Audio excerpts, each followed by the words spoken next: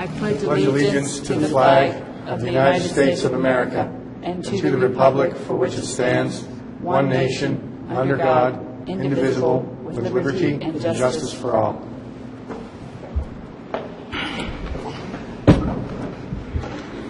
All right, Lorraine, could you please call the roll?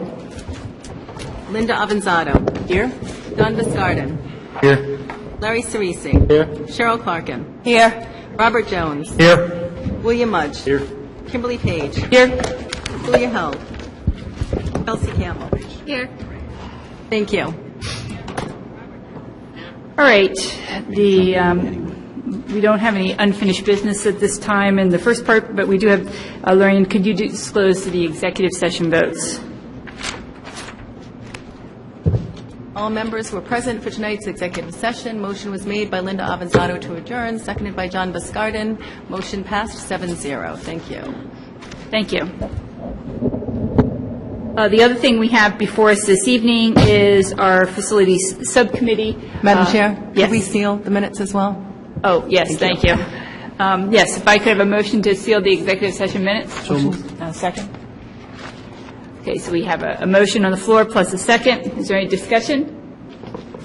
All right, all those in favor of sealing the executive session from tonight's minutes, say aye. Aye. All those opposed? The ayes have it. Thank you. Okay, now we have the facilities subcommittee appointments. I know that Mr. Jim Grundy, the chair of the committee, had told everyone they needed to submit a letter if they wanted to be reappointed, and the four folks have done that, and they are in your packets. So I'm looking for a motion. Mr. Cerisi. I'd like to make a motion to reappoint the 4 volunteers to the Facilities Management Subcommittee. Second. Is there any further discussion? Yes, Mr. Cerisi. I just, obviously pending the approval from the committee, I'd just like to thank those people for continuing to volunteer their time. I know they put in a lot of hours, and they are volunteers from our own community, so thank you. Yes, I'd like to echo that they faithfully have done a lot on our building projects that are currently out there, plus our capital improvement plan. So, all right, seeing that there's no further discussion, Lorraine, can we take a roll call vote? Sure. Linda Avanzato. Yes. John Biscardin. Yes. Larry Cerisi. Yes? Cheryl Clarkin. Yes. Robert Jones. Yes. William Mudge. Yes. Kimberly Page. Yes. Motion passes unanimously. Thank you. All right, so that brings us to the 2013-2014 school budget. This is for the superintendent. We'll be doing his presentation. I have told him he can remain seated. Since we have such a small group, it'll be up there, and you all have the PowerPoint in front of you. Dr. Ajay, do you want to go through the presentation, then take questions, or do you want to take questions as you go? I think I'd like to go through the entire presentation and take plenty of questions once we're done. All right. Good evening, everyone. Thank you for coming out. If you have not gotten this, I'm not sure that everybody did, there's a copy of tonight's presentation on that table right in the back there. A whole bunch of copies. Are made about 30 of them, and we have 7 people in the audience. We had about 29 extras. All right. So we have, and just for those who are watching on television, this will be posted tomorrow morning on the district website, this same PowerPoint presentation. I'd like to, this is a lengthy presentation, and I want to make several points as I go through this. This is not something that, as superintendent I come at lightly. This is the product of many months of work from myself, Mrs. King, our administrative staff, looking at, all of the areas of, what we do with school and how they relate to the funding that we receive. And the long and short of it is that the proposal that I'm making tonight is for a 4% increase to the school budget. And that number is right on the first page of this document, right near the in the last column in the preliminary FY14. Even with a 4% increase, The other funding that we receive for our district from state education, state funding, and all the other funding sources put together really are backwards by 3.3%. So even with a 4% increase in local funding, that's the funding that we get from North Kingstown taxpayers, that would represent a change in the overall budget of 2.29%. Mrs. King, can you talk a little bit about each particular line in that last column? As Dr. Auger stated, the local property taxes are currently being projected at a 4% increase over the FY13 budget.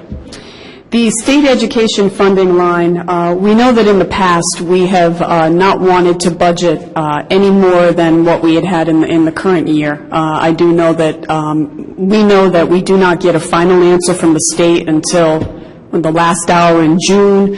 I do have projections and information from what the state is going to propose, but that doesn't mean we're going to get those answers, and normally they don't come out until mid to late June. The reason why that number is slightly less than FY13 is because at this point we're projecting that we are going to have about 100 less students in our March 2013 census. So I actually asked RIDE if they would recalculate for us what our funding would be in the year we're in right now if we had 100 less students. And that is basically the number that they gave me. When you look at all of your other enrollment, you're going to see that the numbers are not down completely because we do expect more enrollment coming in for that school year, but those students, as we had indicated in the past, are going to be from a new housing development in the town, and those students will not be in our numbers in March of 2013. Hence, that means we would not be getting funding for them in the fiscal year FY14. So, with that being said, if we were to get the funding that RIDE is currently proposing for FY14, it would add $112,000 to that number.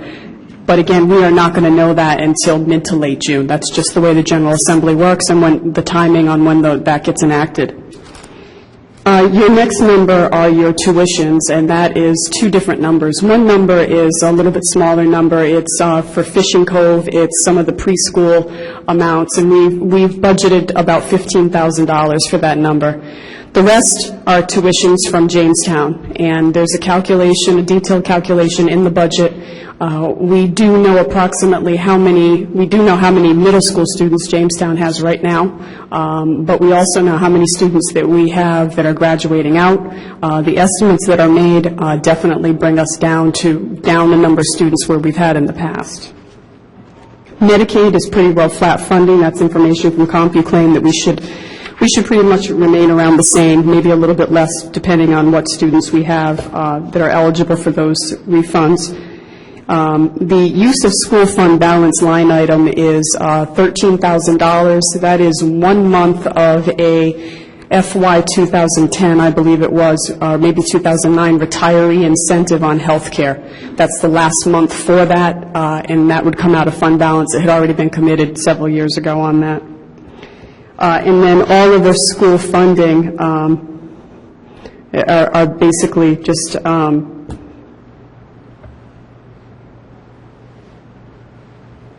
small amounts of money, interest, maybe the sale of some property or whatnot. There's not a lot in that number. The majority of the funding that used to be in there in the prior year, if you'll see the school use of building funding has to be budgeted in an enterprise fund. So that's why that number has gone down from prior years. So that gets us to our $59.1 million in total estimated FY14 revenues.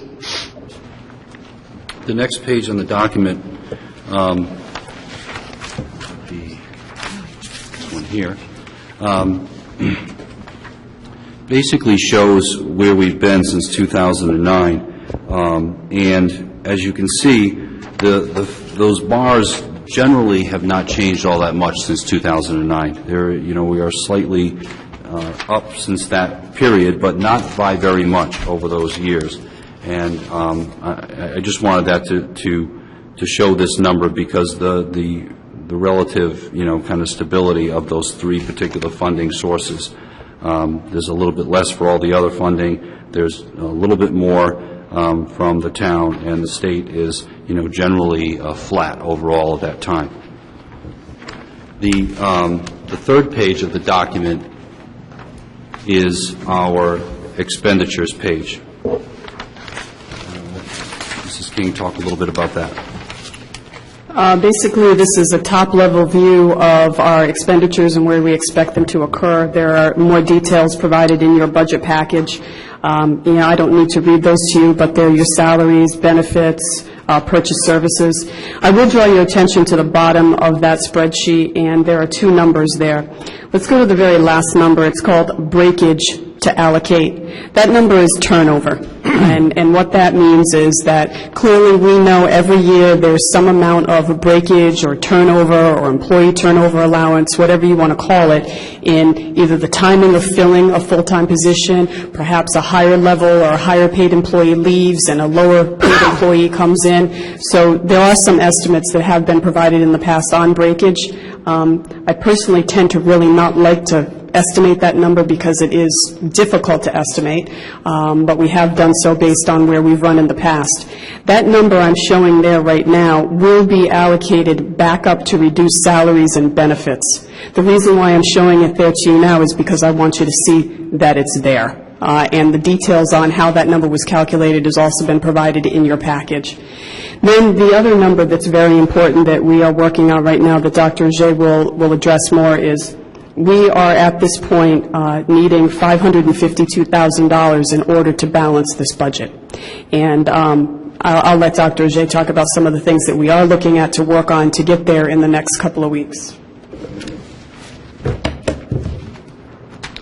The next two slides show our enrollment. As you can see, the green slide is 2013, and the red bar is 2014. They're pretty consistent all the way through. The first page here is our elementary, middle, high school, and the total. And overall, it looks like the total would go down by roughly 21 students or so. The next slide is something that I want people to be aware of, that there are, special education students listed in this that we send out of district, vocational students that go to career and tech schools outside of North Kingstown, and charter school students. And those are students that we still are responsible for within our budget. But it is not something that is listed in that 4,118 number that is the enrollment of our schools. I think it's an important distinction to be aware of. Over the years, when people have, asked us questions about our budget, people feel like, well, if the enrollment is going down, doesn't that mean that you need less money? And in some cases, that is true. And in other cases, it's not necessarily true. If enrollment goes down by even 20 students, but they're separated throughout the district, it may not really make a difference in any one particular classroom, and you may be talking about the cost of a few textbooks for those kids, and not necessarily, it doesn't mean a reduction of even one teacher necessarily. It could, but it may not. But as you can see, over the past since FY9 to FY13, our enrollment has gone down approximately 8%, and the total number of staff that we've had in our district has gone down by 8.83%. So I think we've shown that we're staying pretty consistent in that number. Next slide, and this is another slide that I showed to the meeting at the school committee and town council. I just want people to understand from this particular slide exactly, what we are dealing with in terms of the costs, the things that drive our budget. That purple, first of all, the first bar is a blue bar, and as you can see in the first set of columns, there isn't even a blue column, because that year our teachers had a 0% increase. So in the second year, the blue column is a 1%, and that's teacher salaries going up by 1. This current year that we're in, teacher salaries went up by 1, and what we are projecting at the moment is a 1, although we're going to be in negotiation and obviously trying to keep that as low as we possibly can for savings' sake. But I just want people to know that is something that that is probably the line in this document that we have the most control over. And that is the lowest line. That is the most conservative line. The purple line is health care. And as you can see, years where this is going up 16%, 10%, 7%, and we're looking at a possible 12%, somewhere between 10 and 12% is what we're being told at the moment. We'll have better numbers on that as we move forward. But, this has a lot to do with people getting sick and the adjustments that are made to our policies based on that. So it's not something that we have a lot of control over, and as you're going to see later on in this presentation, healthcare represents a huge part of our budget. The next column are pension rates for ER, SRI, and MERS, and those two combined, while not very large bars, represent a good part of our budget as well, and they are moving at a faster pace than salaries. And the red line is the consumer price index, and in layman's terms, that's basically the cost of living. What you would expect inflation to include year to year. And as you can see, our teacher salaries haven't even kept up with that number. So on the next slide, in blue, teacher salaries over that period have gone up 3%. In the same period, pension rates have gone up 6.18%. The cost of living has gone up 9.1%, and health care has gone up a whopping 45.94% in those years. Again, these are the drivers of the school budget more than anything else. All of these items together probably represent 85 to 90% of our budget. And that is, you can see that displayed on the next slide. Mary, you want to talk a little bit about this particular slide? It's the big pie chart. This slide is basically a pie chart to show where our funds go. And this is a very, very important chart, I believe, because as Dr. Auger referenced, when you look at your salaries and your benefits, and this is the way it works in most of your organizations, your salaries and your benefits are always the biggest part of your budget. But they are 82% plus, whereas everything else is the remainder, clearly, 100% minus 82%. So when you're looking for big numbers and you're looking for big cuts, you need to focus, in my opinion, and people can disagree with me clearly, you need to focus on the big areas, because all the rest of your areas, although they are a significant amount of money, they're things like electricity, out-of-district tuitions, transportation, supplies. Hitting individually each one of those is not going to get you millions. It's not even going to get you hundreds of thousands of dollars at this point. So you need to really, in my opinion, focus on your big areas, and those are your salaries and benefits as they are in any organization. Next slide represents the increase in school funding and the increases in total property tax revenues. And to me, this is a very important slide. Being, assistant superintendent and superintendent for the last 3.5 years, I've heard a lot of criticism, particularly at these kinds of meetings, about how, if there's a property tax issue in this town, it is on the hands of the school department, that the school department is to blame for our financial woes. And I think people go there because they see the school department as roughly 2/3 of the town budget.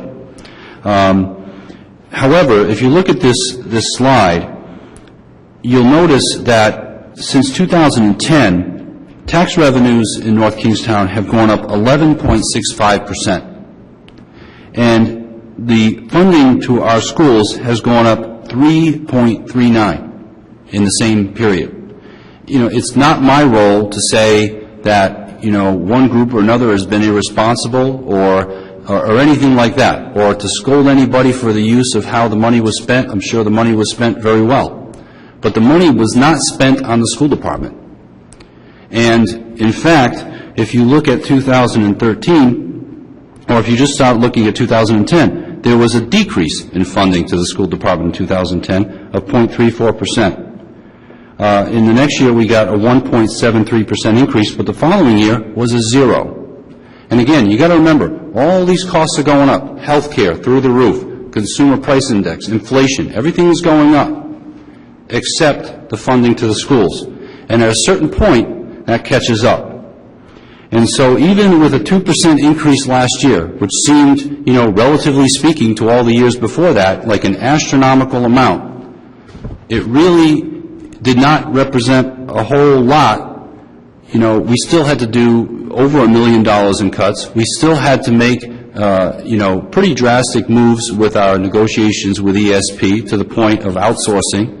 And even that, in savings of $600,000 to this district, we're still in a situation tonight where even with a 4% increase, we're still talking about trying to find another $500,000 of cuts to programming in this district to make ends meet, even with a 4% increase.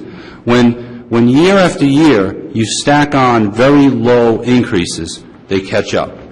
And I know that since I've been here, and I know the years before this, some of the members of this committee, every year, looking for places to cut, trying to be creative, and that catches up to us. And I truly believe that we are in a very difficult situation tonight, and this is something that needs to be remedied with a significant increase in funding. I want to show you a few comparisons about the North Kingstown School Department to, again, if you get a sense that, well, maybe it's our per pupil expenditure is just too high. Well, this is the next slide. Our per pupil expenditure in North Kingstown is $14,073 according to the 2011 data, which is the latest data that we can acquire.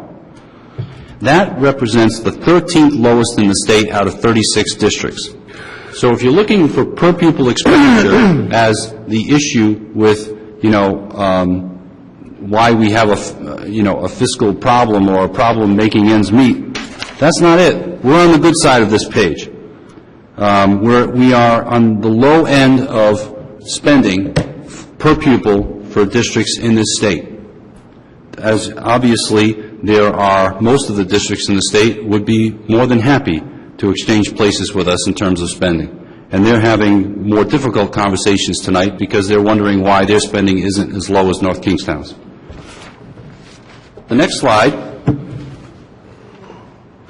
if your feeling is, well, those teachers, they just make too much. This number here represents the largest salary pool in our district. These are teachers who are on the top step. That's about 75% of our teachers. And as you can see, I've listed the top step salaries. This is simply a base salary, not including benefits or anything, stipends for longevity or anything like that. This is the top step from all of the districts in the state that have reported, 33 reporting in this particular Rhode Island Association of School Committees survey, which was just done this past month. North Kingstown is on the right side of this page as well. We're pretty much right in the middle.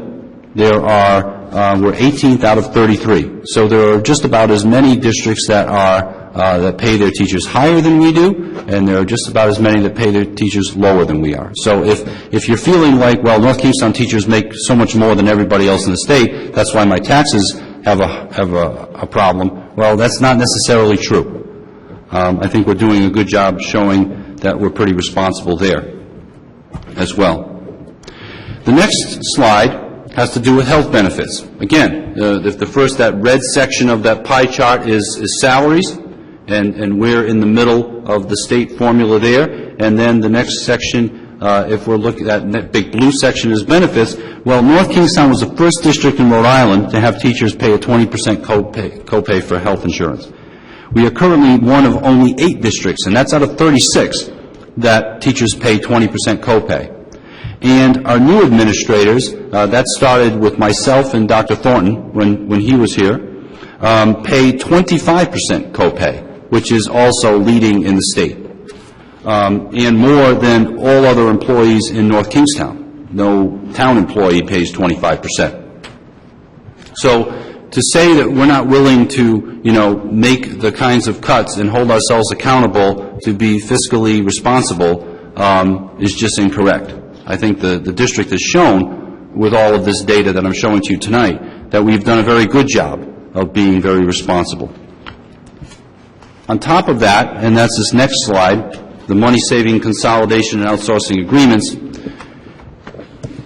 we currently have an agreement with Jamestown, and we show that that number is going to go down a little bit, but even with the number going down, you're still looking at $1.9 million in revenue coming into the district. Now, that's undercut a little bit by the number of teachers that we need to hire to teach those students that come in, the roughly 200 students that come in from Jamestown. But even with the costs involved as well, we're still roughly 1.4 million to the good with this agreement.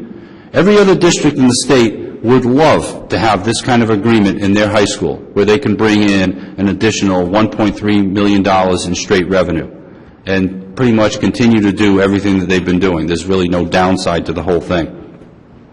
In a much lower number, about $15,000, but I think it shows that we're trying, our technology team is also servicing Block Island. They're a very small district, obviously, and we can take them on for all of the technology needs, particularly around state reporting and that sort of thing, and that brings in a little additional revenue. The custodial, outsourcing that we did over the summer, and certainly took a lot of heat for. I think people will understand that, there is some courage from this committee in terms of, looking at the tough areas and making the tough decisions that need to be made to save substantial amounts of money. That agreement this year meant around $600,000 in savings to taxpayers in this district to get essentially the same services. For professional development, this is mostly grant money that we use, Race to the Top grant money and other funds through Title II, but we do look for savings there as well. We work with other districts. We work with Narragansett and South Kingstown and Charahoe and Westerly and Jamestown, to name a few, and in many cases kind of consolidate our professional development efforts so that, many of our math teachers, for instance, will all meet at the same time, because we're essentially doing the same work toward reforming our curriculum toward Common Core. So that is an effort that we're making to save money by kind of consolidating with other groups.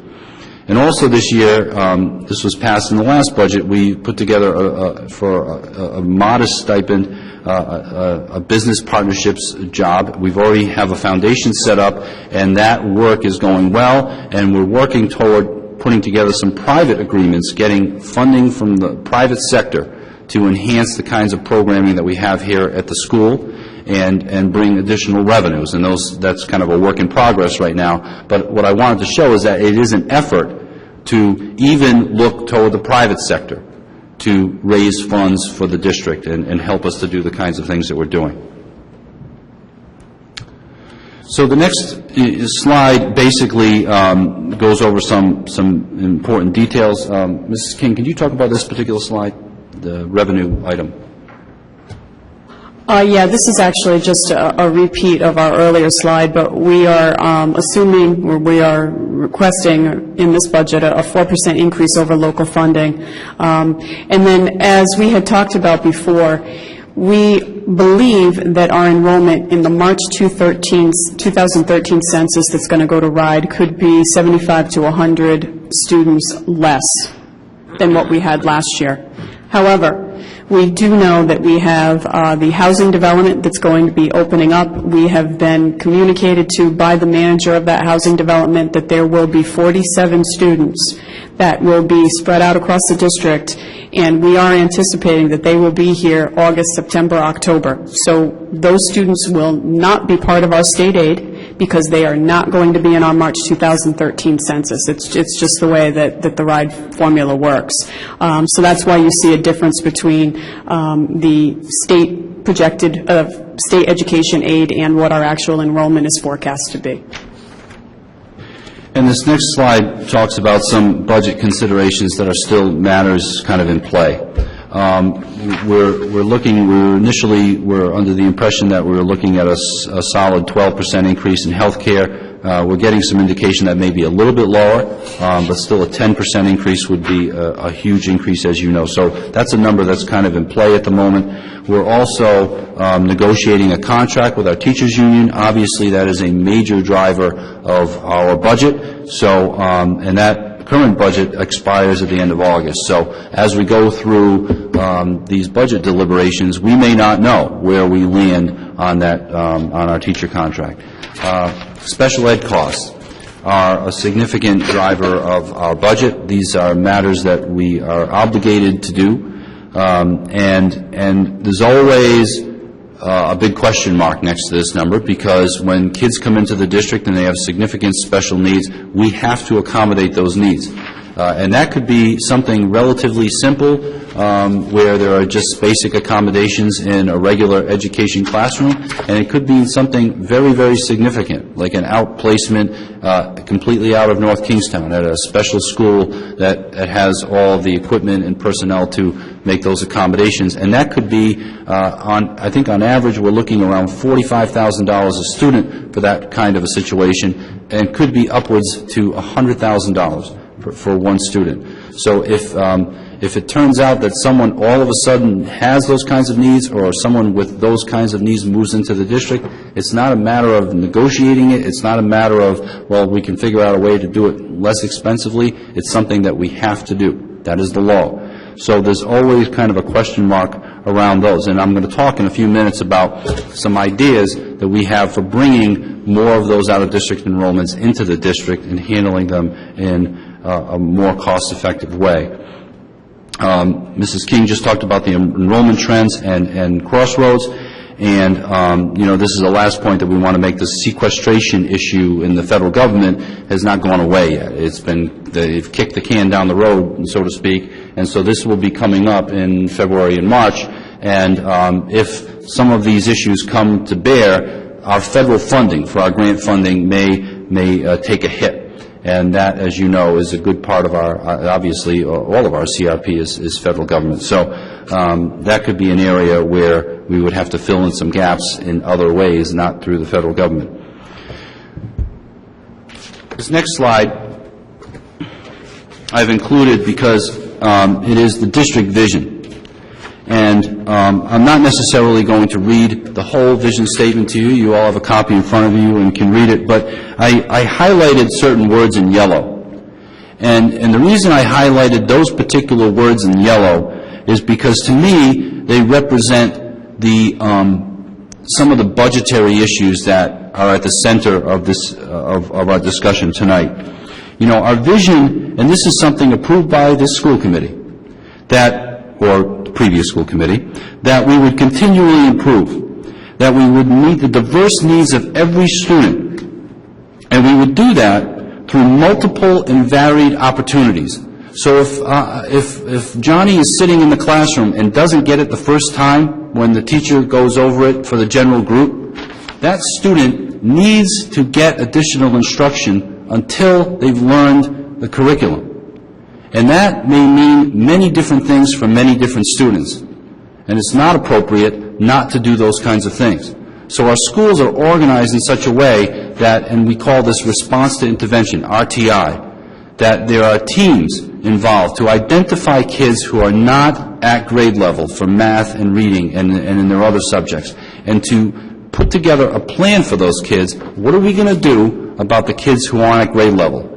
And that is not necessarily something that always turns out to, the conversation isn't always around cost-effective when you're doing things like that, because now it's not one teacher and 25 to 30 kids in front of that one teacher. Now it may involve having an adult work one-on-one with that kid for a little while, or in small groups, or after school.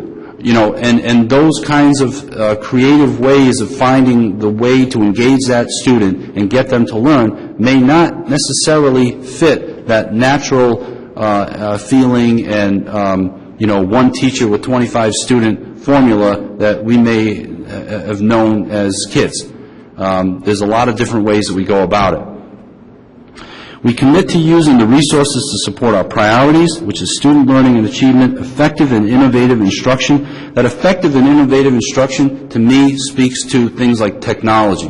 There's so much that we can do with technology. We're hearing from school departments all over the United States starting to use cell phones and tablets more and more in learning. In North Kingstown High School and in all of our schools, we have a number of classrooms, not all of them, but many of them have smart boards and response systems for those smart boards where students can register how, their engagement with the material and how well they know the material instantly, and the teacher can get that feedback instantly, and the results are astonishing. The teacher knows instantaneously whether to move on or to stop and go over this point again, because a lot of the kids in the rooms don't get it, and we can know exactly which kids. So there's some technology involved in those kinds of decisions.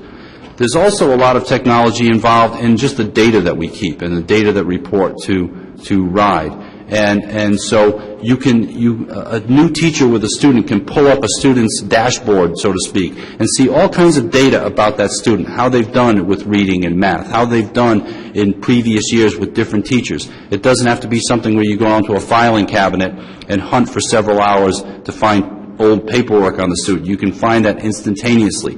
That's the kind of system the state is building. The problem is that year after year, in all of those budgets where we've tried to meet the zero increase and the negative increase and all of that, the first place we go, because you can't touch the salaries and you can't touch the benefits, it's those other little areas in the pie, and an easy target is technology. And so I've been part of many discussions over the years with our technology supervisor, Rich Booth, about can we find a way to make this particular server go another year, these particular computers go another year. And I feel like we're falling further and further behind in something that is essential to our students' growth. What could be more essential right now than, the movement of technology and the way people are communicating in this world? So that's something that I feel like we really need to rethink that, and we really need to provide the funding to move forward with technology and how it relates to teaching and learning. And also for professional development, another part of our district statement. If we're going to continue to get better, and we need to, that's part of the vision. If we're going to continue to get better, we need to put funding behind, doing more with professional development for our staff, so that we're part of, the latest understanding of how to do this education thing the right way. When I've asked the principals, and this is the next slide, when I've asked the principals to report to me, okay, when you think of the vision in your school and how it relates to the district vision, what do you see as your next steps? What kinds of things could you use right now to get to a better place? And traditionally, this is the kind of thing that administrators and school committee members like to do in budget seasons. Talk about, all right, how do we get to the next step? What do you need in the next budget cycle? And let's see if we can invest in those kinds of things. So, when I talk to the elementary teachers and members of the committee, your packets actually have each principal's response for each school at the end. The public does not. I've kind of condensed them for the public and for this presentation, but yours does. So you can read that on your own at the, after the presentation is done. But the elementary principals talk about the need for teacher assistants. We have done remarkable work in the last few years to cut back on the number of paraprofessionals now called teacher assistants in our schools. And it is getting very uncomfortable. Our principals, if there's something that the principals have, in terms of anxiety about and in terms of complaints that come to me, it's their need for more staff and more paraprofessionals to help them with those interventions when kids are falling behind, to help them with covering the school, the playground, the bus, the cafeteria, to help and assist teachers to take a small group from time to time or take a student aside and help them to learn. And we have fewer and fewer of them, and we are locked sometimes into the fact that sometimes we need that paraprofessional for special education reasons. A student, for instance, may need a one-on-one paraprofessional to be with them pretty much all day. And so that's where the paraprofessional goes, but we don't get any increase in funding, so we were hoping to use that paraprofessional to help regular education students and to help supervise in the cafeteria and the playground. That person is no longer available to do those things because they have to be with a one-on-one student all day long. And budgets being as they are, that becomes a transfer. That's not new money that comes into the district to take care of that staffing need. So we're doing, more work with the same amount of paraprofessionals, and we've even been cutting back over the past few years. So that is an issue that I believe is particularly hit hard at the elementary schools. Technology. We have a number of smart boards, as I mentioned, and a smart board is kind of an electronic chalkboard, and it's a remarkable thing. It helps tremendously in instruction. It allows a teacher to instantaneously go to the internet, go to all kinds of places where they could never go before with just traditional textbooks and those kinds of aids for their learning.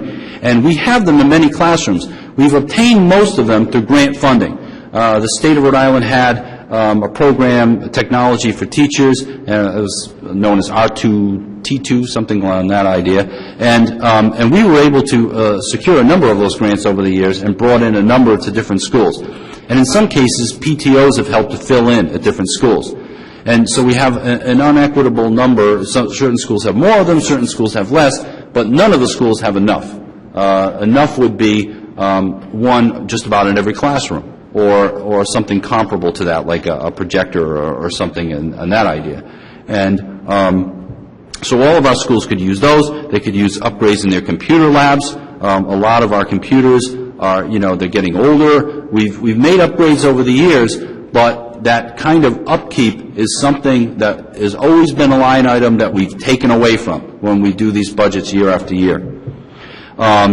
The elementary teachers, in some cases, have talked about the need for some tables, chairs, desks, things like that that are getting older and that we haven't replaced. At a couple of the schools, they feel there's a need for another social worker, behavior specialist staff, and we have one of our schools, Fishing Cove, that is listed as a warning school.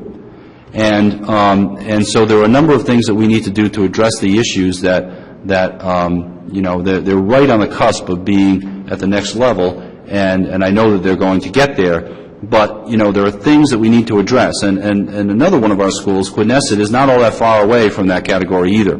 So, there are certain schools that seem to be, performing exceptionally well, and others that need a little bit more support.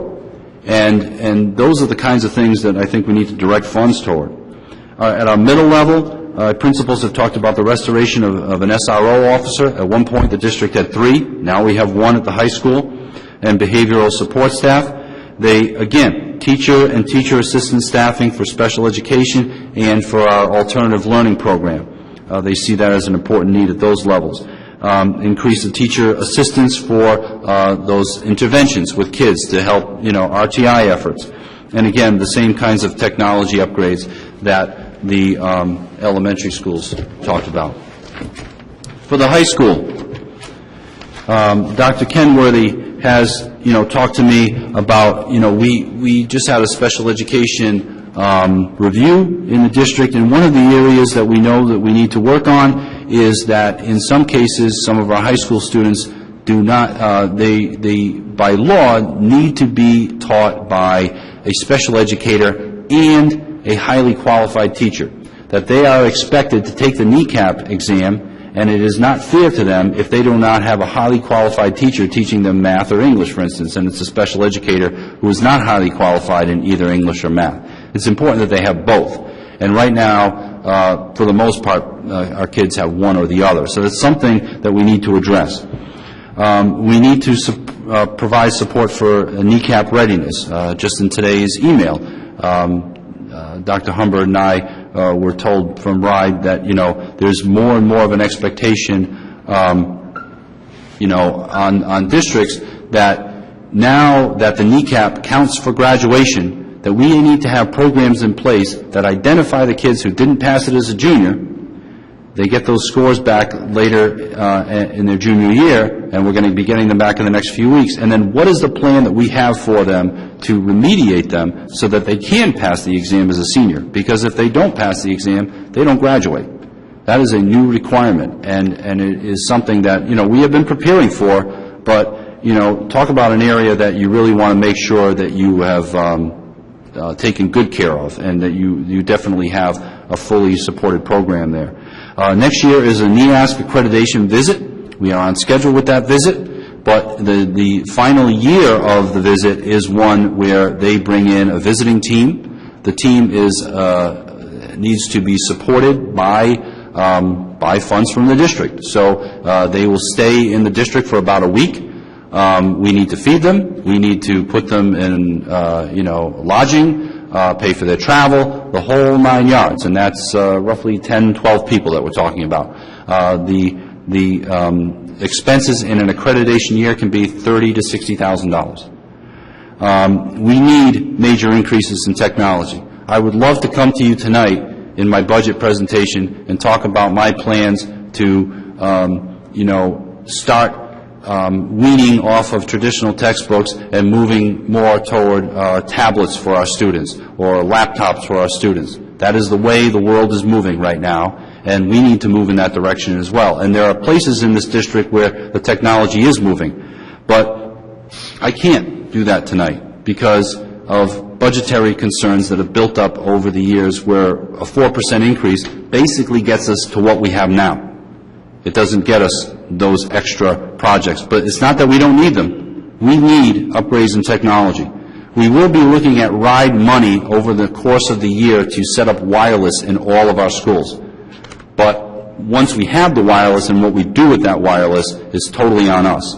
And we need to, as we move forward, resist the urge to continually pound away at our technology when we're looking for extra money. We need a more complete and equitable funding of our sports and extracurricular programs. That is an area that I plan on bringing up in our negotiations with our teachers about. Right now we have a couple of teams out there that are fully on their own for funding, and many that do get a full complement of district funding. And those decisions were made. I was part of them. I'm not blaming anybody for the way they were made. But as I continue to reflect on this and talk to parents and all, I think that we need to divvy up that responsibility a little bit more for private funding for our sports and make it kind of more equitable across the board at the very least. I think, I know as a parent in this town, and I know that the parents out there watching tonight feel that, they're comfortable for the most part with the school system that we have. And the school system that we have has one of the highest, the highest student engagement for sports teams and clubs. We have a great package here at North Kingstown High School, and part of that is because of the kind of people in our town and the size of this school and the addition of Jamestown students and all that. And when you put all that together, we have great clubs.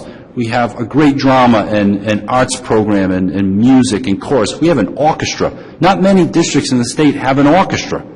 We have great arts and sports in this district. A full complement, as full as any school in the state. And the residents of North Kingstown like the school that way. We need to continue to fund this school so we continue to have these things. We're at a point where those things are on the chopping block. If these cuts, there already have been. We've cut some away last year. And we forced parents to go out and do $20,000 worth of fundraising to get a hockey team on their own. So, we need to be thinking in terms of, and I use the word vision. What is the vision that we have when we come to this school system? I know that when you run for the school committee, that you're thinking you have a vision for this school district. And I hope that vision, and this is for members of the town council as well, is not one where my vision is simply to find a way to do what we're currently doing with less money. I hope it is to do what we're doing, keep the good things, and continue to enhance them and make them better as we move, into the future. For the district, and I know I've been going long, I apologize for that, but I got 2 more slides, and I think they're very important. I've already raised a few of these issues with you over the last few months.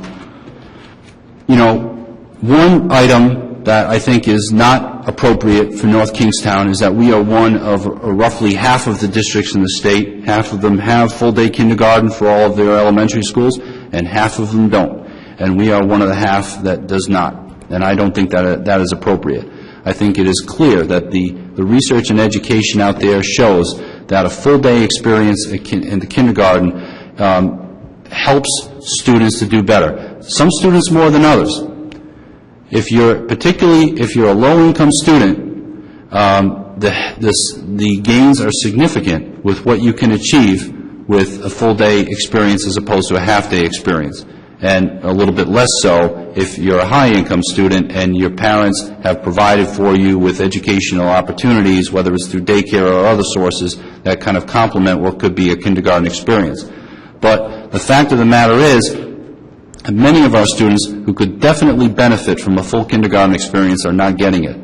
And in the last few years, we've been kind of stuffed to the gills at all of our elementary schools, and it would be hard to find a room even if we made this move. Right now, we're getting to a point where the rooms could be available, particularly because the 5th grade year was a high enrollment year, and they're moving to the middle schools, and that's opening up some space at some of the elementary schools where fewer classrooms would necessarily be needed at all of the schools. Oh, sorry. There we go. Got to move the screen. We're also, something that I've talked about, and we're waiting for an architect to get back to us on some figures on this. I talked about one area that I believe that we can do some work on in terms of budget and increase the kinds of services that our special education kids are getting, is to utilize the central office building as an alternative learning center. And that would include alternative learning programs that we currently have in the district would be housed there, but also the ability to bring back a number of special education students that are currently sent out of district at pretty exorbitant tuitions. And just a few of those tuitions would hire the staff that we need to take care of them in North Kingstown. And being on this campus at the central office would allow those students to easily access the high school. Some of our ALP students already do that from the D building.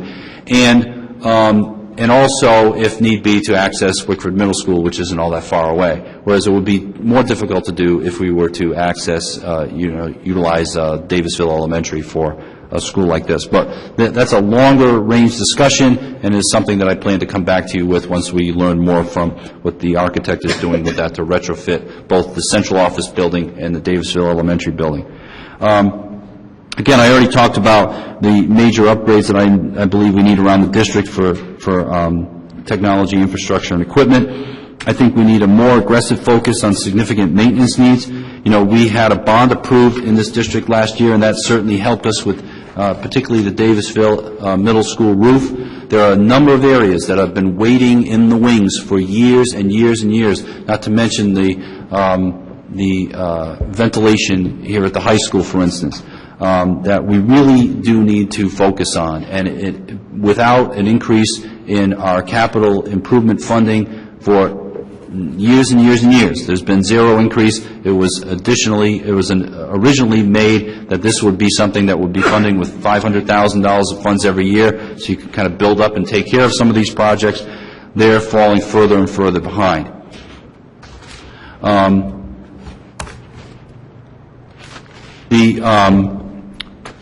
Our COSI program is right now stationed at Davisville Elementary. They are losing federal funding.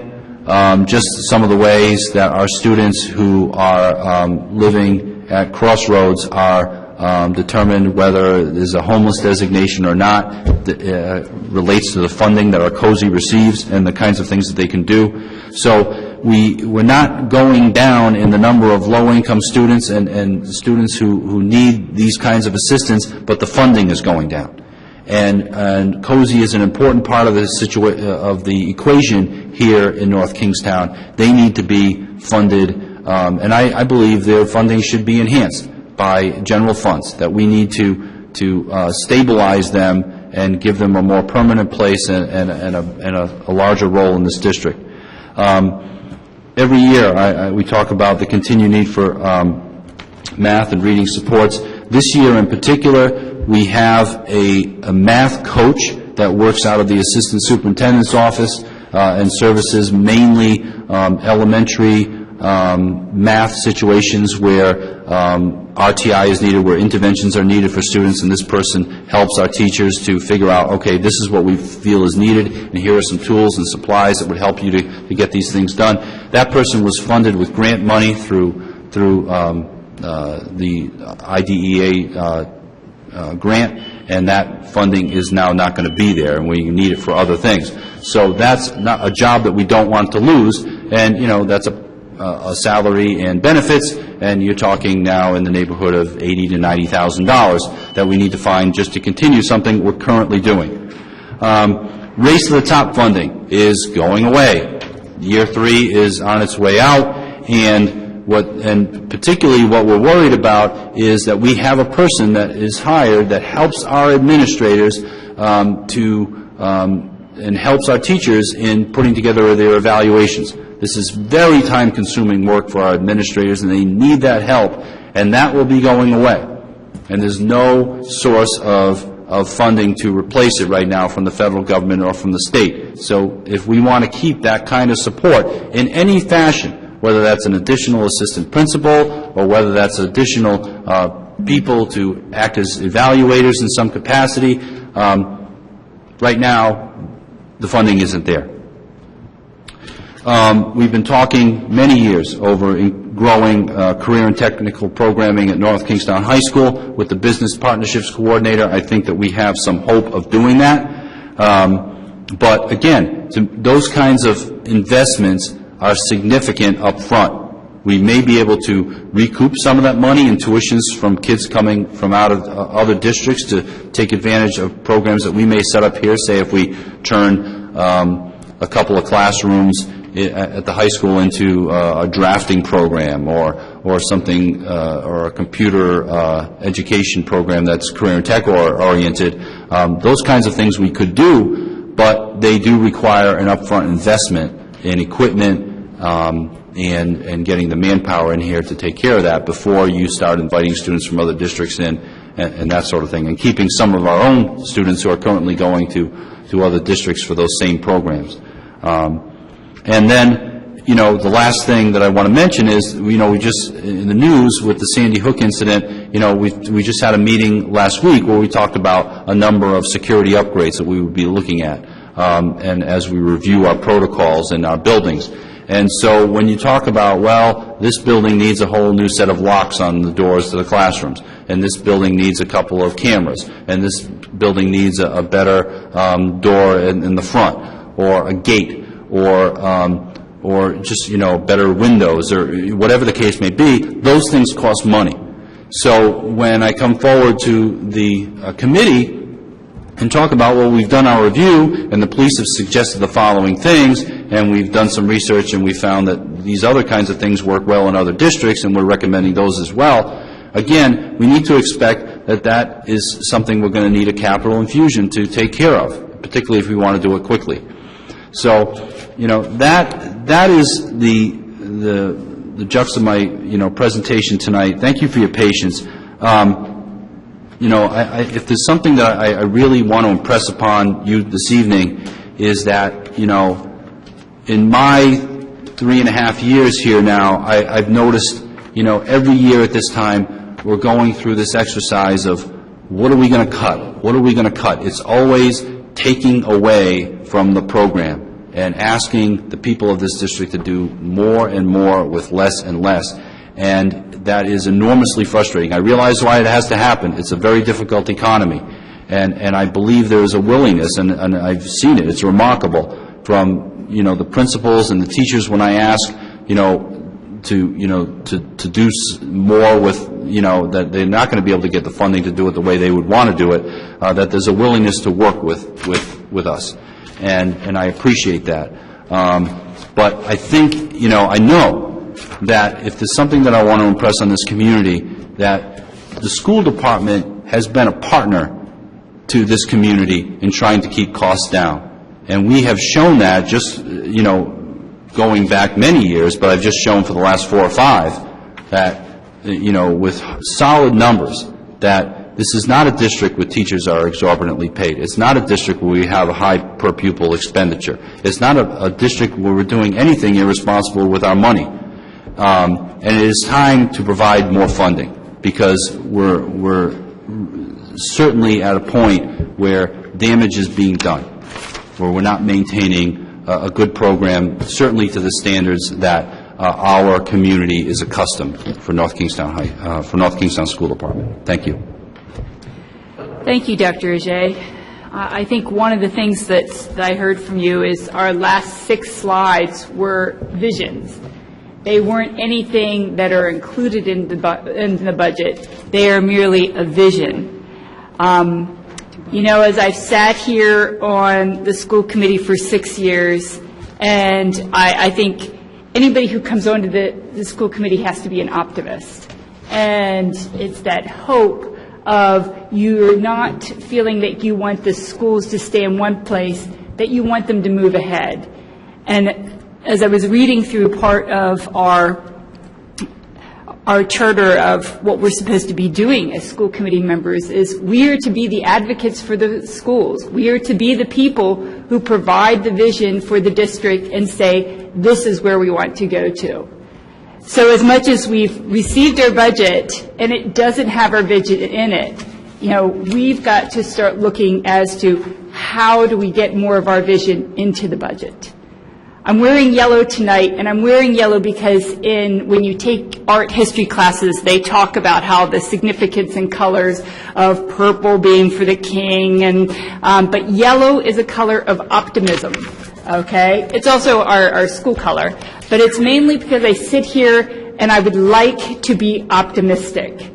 I would like to be optimistic about this coming school year. I'd like to be optimistic about where we can go with this district. I'd like to be optimistic about the things that we can achieve. The next couple of weeks are going to be really difficult as we're looking at, even with 4% and asking for 4%, we still have costs that are increasing more than the revenue. But we need to try to remain optimistic. We need to be trying to look for ways that we can fit our budget into what our vision is. I don't have a roadmap of how to get us there, but that's what I want to keep on telling everyone is to remain optimistic, try to look for the vision. So I think what we'll do right now is basically we will go down the table, and if people have questions and things, everybody will you'll get to go, and then once you're finished, we'll move on to the next person. So I would ask others not to interject when it is one person's term. Just wait, and we will go down the table. So, Mr. Cerisi. Thank you, Madam Chair. First, I'd just like to thank Dr. Roget for his presentation and Mary King and her staff in putting together this preliminary draft budget. And I know they put a lot of long hours into it, and this is just, despite the long hours that they've put into this preliminary budget, this is the very beginning of this budgetary road. So I recognize the time and I appreciate it. This is, I guess, I don't know if it's the privilege or the painful 7th year of sitting here on the school committee through a budget process. In each year that I've been on the school committee, we've been making cuts to the budget. And I will honestly say, in those first couple of years, it was pretty easy. I will honestly say it was pretty easy to make some of the cuts that we had to make to the school department's budget. There was a lot of low-lying fruit. There was a lot of fruit on the ground, quite honestly. And those years, prior to those years, school districts saw 5% and 6% annual increases in the local revenue to their budget. That was exorbitant. That's not fiscally responsible to the taxpayers. That's not sustainable to the taxpayers. In those first couple of years, making $500,000, $1 million, $2 million of cuts to the budget, every budget process, like I said, wasn't a very difficult process. But after 6 years of doing that, you come to a point where it's finding those cuts or that low-lying fruit has all but passed, and we get to a very difficult point, and we are at that very difficult point right now. I just want to say, if you go back to page 2 of Dr. Roger's presentation of the slides, I know the history of this because I unfortunately lived through the history of this as well as Mrs. Page has. The whole story is basically told, we can control, we have some local control here over what our local revenues are going to be. Those, request is obviously made from the school committee, and those local revenues are appropriated through the town council. So as far as revenues, that local line, yeah, there is some local control over what happens there. That state line is based on a formula. We don't have a whole lot of control over those revenues. And as well as the federal grant money, again, those are based on formulas and need and whatnot. But if you look at the line where we can control things, where we always hear, well, that's beyond our control. We don't have control of that. But that number is within our control. And the whole story is told in fiscal year 09 leading into fiscal year 10. Not only was there not a 5 or 6% increase in the budget from the local town revenue at that time, there was a cut of $157,000. You look at the revenue in fiscal year 9, local property tax, fiscal year 9. You look at that number across to your right-hand side, it's $157,000 less than it was the previous year. But yet, you would say, oh, okay, well then taxes must not have went up in North Kingstown that year. Taxes did go up in North Kingstown that year. Property taxes, almost to the cap. But none of that additional tax revenue came to the school department. It was spent on the municipal side of the aisle. That's kind of hard to believe when the school department's budget counts for 70% of the town's expenditures and the municipal budget accounts for 30% of it. That the side that requires 70% got negative $157,000 and the other side. You look forward again from fiscal year 11 to fiscal year 12 on that same line. And I hope people are really following along with this, because this is the real story. Numbers don't lie. Again, I said a couple of weeks ago at our first budget meeting, I don't want to talk about politics and personalities when we go through this budget process. I want to talk about numbers, the truth in the numbers. Numbers don't lie. Numbers are factual. If you look at fiscal year 11 to fiscal year 12, 0. No increase in funding. But yet, my property tax bill went up that year. Taxes were increased in this town. So when you sit here and say, we're not going to increase we're not going to increase the school budget because we're going to be responsible to the taxpayers and we don't want to increase their taxes. Guess what? Taxes went up that year. But the additional new tax revenue, again, went to the municipal budget, and the school received no additional new tax revenue from the local property taxes. Again, stick to the numbers. When a school district is growing, and during that time frame, when you have uncontrollable cost increasing, like health insurance, but yet your funding revenues are staying flat, something's got to give there. Now, you could say, well, what did the school department do to control their spending because their revenues were flat? Well, as Dr. Roger noted, our per pupil cost is 11th lowest in the state, or 13th lowest in the state. So obviously, that was being covered in a fiscally responsible manner. What would you do with your labor cost? Well, we moved our teachers to a 20% co-payment on their health insurance. Long before any other school district in the state did that. We signed a teacher's contract. There was a 0% pay raise in the first year, 1% in the second, 1% in the third. Long before any other school district in the state was doing that. We froze our non-contractual employees' salaries, administrators. So we took the steps to control labor costs.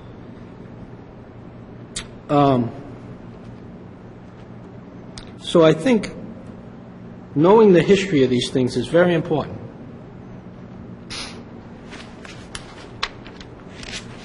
Lastly, just to say a couple of things,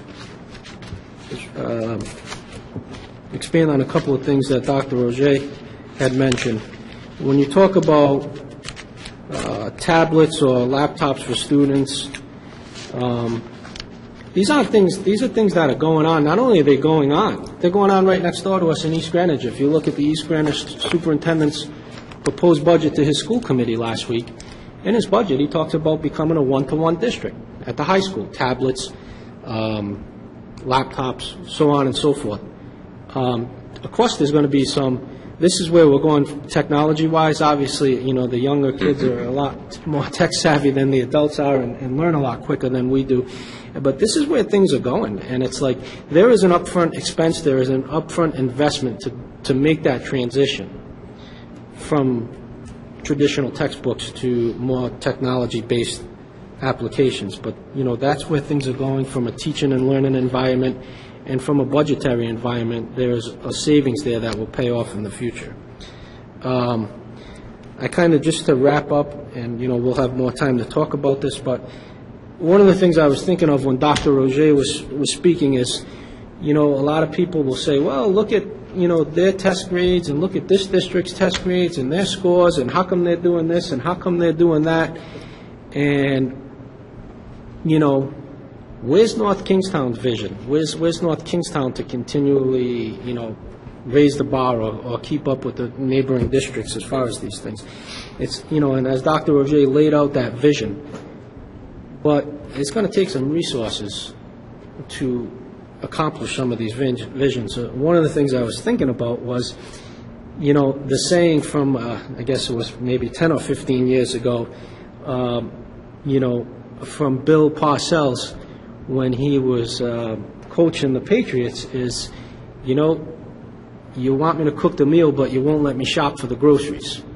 And I think that was his answer to management as far as not allowing him to make decisions or not allowing him the resources to make those decisions. So I'll end on that note. Thank you. Mr. Busgarden. Thank you. Thank you, Mrs. Page. One question for Mary. We're talking about the 47 additional students we're going to experience through the Crossroads, right? And you said that the state funding will not coincide with their enrollment, correct? Correct. And I see in Dr. Auger's presentation that the state aid is estimated at $10,703,000. How does that break out per pupil for us? Do you know? I'm just trying to get a handle of where how these 47 students are going to impact us financially. Well, that funding formula is a very complicated formula with square roots and tax dollars and whatnot. But I guess if you're looking at a basic answer to that, if you're getting $10 million from the state based on 4,100 students, it's 10 million divided by 4,100 students. I mean, it's probably not your best answer, but there's really no other way to do it. You're getting the same funding based on your number of students and all of the other factors that go into that funding formula. I'm not really sure that, there's any, you don't really get from RIDE, you're going to get $2,000 per this pupil or $2,000 per that pupil. There are a lot of factors that go into that funding formula. So just a lump sum that we get. Okay. And clearly it's based on an identifiable formula, but there are a lot of factors. There are town property factors that go into it. As a matter of fact, I have that with me. Well, I guess my question is, how are we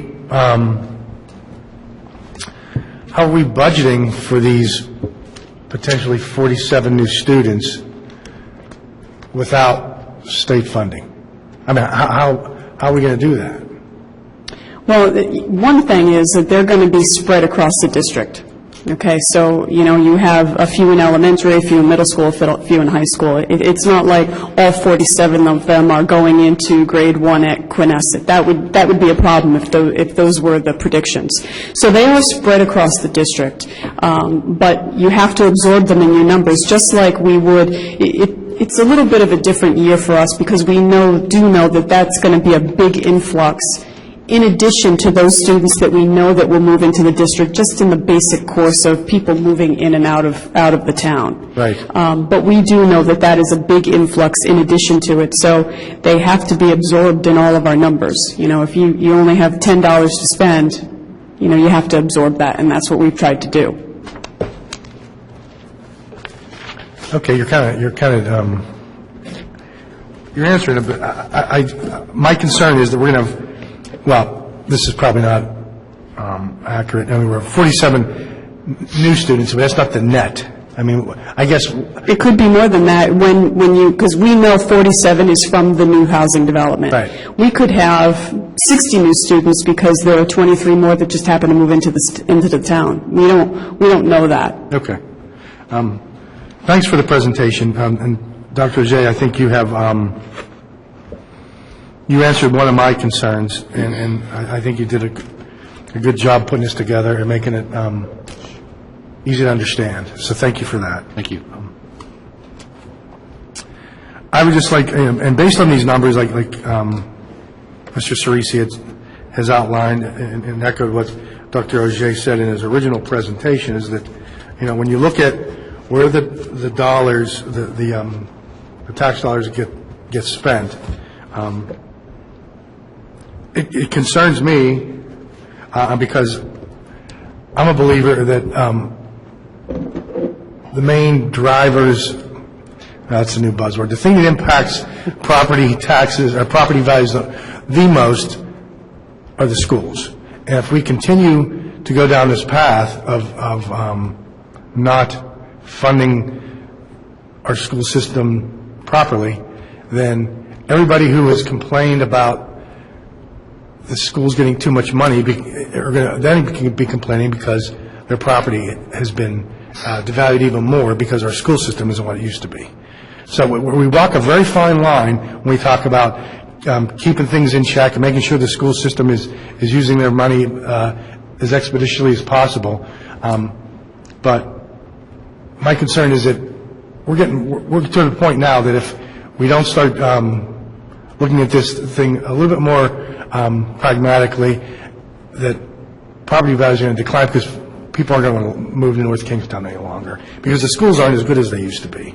And I hope we hope we don't get to that point, but I'm certain that it could happen if things continue in the fashion they've been going on. So it behooves us to continue making clear, clean presentations, not clouding the issue with the things that have clouded the issues in the past, and just look at numbers, ask questions, and come up with solutions. So this is a good first step, and thank you very much, Doctor, for the hard work. Thank you. Mrs. Avanzato? Yes, thank you, Kim. And I also want to add my thanks to Phil and to Mary, and I think that was an eloquent presentation and a clear one that I think let everyone in the district understand where we are right now and where we've been, and also where we'd like to go. My question was going to be, all those things outlined in your vision, are they in our budget? Are they in this budget? That's one point I forgot to make. I got so wrapped up in other things. All of those last 6 slides, the whole vision, none of that is in this budget. The 4%, as a matter of fact, the budget isn't even complete for you tonight. This is the first draft, and it contains a spot where I have to, or our team has to find $500,000 in cuts. And that's just to what we have now. Adding paraprofessionals, adding technology, adding any of that in that vision is not here. And it hasn't been here for years. That's the problem. So there are a couple of things there, particularly around special ed compliance, I'm going to have to address one way or another. We can't, so that's something else that gets cut to make room. It becomes a transfer, it's not an add. So, last year, we really got to a point where I think, and I heard this from people in the community, town council members, saying things like, well, you always talk about the buses, or you always talk about the sports teams, and it never really happens. And, there's this feeling that we're making things up to, projecting some kind of dire consequences but it's really not there. You're just making that up so people don't touch the budget. That couldn't be further from the truth. And last year, we cut a couple of buses. And a lot of people in our community were very upset, and are still very upset, about the early time that kids have got to come to high school. Some kids are out at their bus stops as early as 6 a.m. and earlier. And the late time that kids are coming home from school, from elementary school, which is way too late. And it's, there's a straight equation of money to the number of buses, to the ability of those buses to do their job quickly and keep those times for school more together. So I'm sorry to take up your time, but the point of the matter is all those vision items are things I'm not able to get to yet, and I'd love to be able to get to. It's why I got into education, to make those kinds of improvements. And I think most, if not everybody on this committee and on the town council got into their jobs because those are the kinds of things they want to make investments in to improve this community. Well, I'm relieved and distressed to hear that they're not in that budget, but that is what we need to do to move the district forward. So, Mary, I just wanted to acknowledge, I thought it was very forward-thinking on your part in terms of catching where enrollment might result in us having a decline in students and then figuring that out, state aid impact out ahead of time, and that's good, because those are the kinds of things we don't like to be surprised with later. Just generally, I'm very pleased that we are trying to work with our town council. We have a new cooperative relationship. We have Mr. McKay attending budget subcommittee meetings and coming to our meetings, and I'm hoping and I think that it will help for the council to understand our budget from the very beginning as we put it together, and to work with us so they can see it and understand the needs. I think, Phil, you did an excellent job of showing those needs with the skyrocketing costs, and it's really undeniable when you look at the numbers and you look at the history of where we were and where we are now. We were the highest, I believe we were the highest in South County per pupil cost at one time in South County. We are now, I believe, the lowest in South County. And we lowered that number substantially over the past 4 years. Prior to that, as Mr. Cerisi said, this district increased spending 5 to 6% every year over the previous budget year. Now we're down to basically flat for the last 4 years, as was outlined, and it can't go on much longer and preserve the quality of the school system. That's just a fact that's undeniable. Bill's job is to explain how to move this district forward, and I think he did a great job of that. I wish we could get to some of those things, and maybe we can get to some of those things. Phil, I don't know, as things move on through the year, we can look around maybe for particularly the tablet, iPad money, and see if we can get into some of that. Let's see, just a couple quick things. We have, by necessity, trimmed and cut in areas where we probably shouldn't have trimmed as deeply, and that definitely, technology is one of those areas. It was a point that wasn't lost on us even at the time we did it, but we really had nowhere else to go.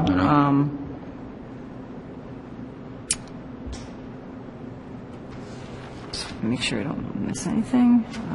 I don't have any specific questions yet. I need to look through the document a little more before I can do that. Just a quick note on bringing kids back into district from out of district.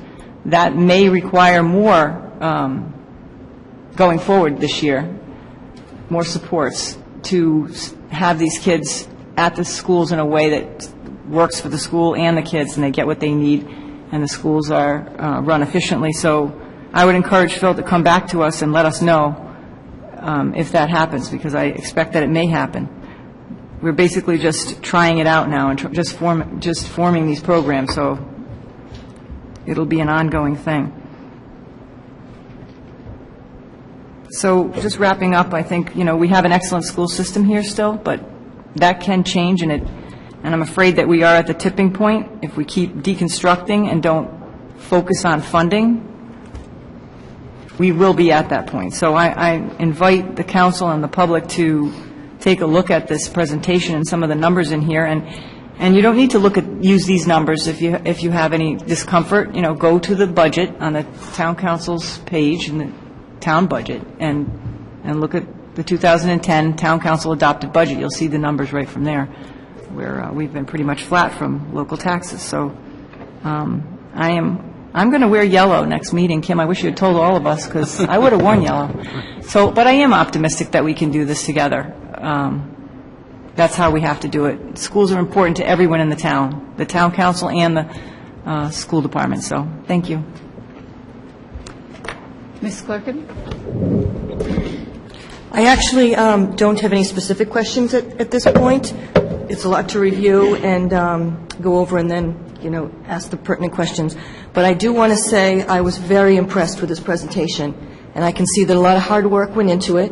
And I think that you really came across with putting together a presentation. There was a lot of talk in the past about people not understanding maybe where the funding is going and what the expenditures are. I found that this was an excellent way of getting that message across in a very clear and concise format, and I think the town council is going to find it very helpful as well, and I hope that they'll really take a look at this and, get an idea right off the bat as to where we're coming from. And again, I'm very optimistic. I think we've started out on a good foot with including the town in the budget and in the budget process, and I just we'll continue to be optimistic, and hopefully we'll get through this easily. Thank you. Thank you. Mr. Jones? Thank you, Mrs. Page. I would echo the point. I think one of the discussions we've had in the budget subcommittee is increasing the transparency of the information that exists in the district. I appreciate if you've ever tried to struggle with the RIDE website to get any kind of data, any attempt from Dr. Auger and his leadership team to provide information and to make information available to the public in a way that communicates it through charts, numbers. People absorb information different ways. So I really appreciate the time and effort that went into making this presentation and articulating a vision. I would add that, sort of the next step, and I'm glad, Linda, you asked the question. That was my first question, too, which is, how much of this vision is funded or not funded, I guess, in this case.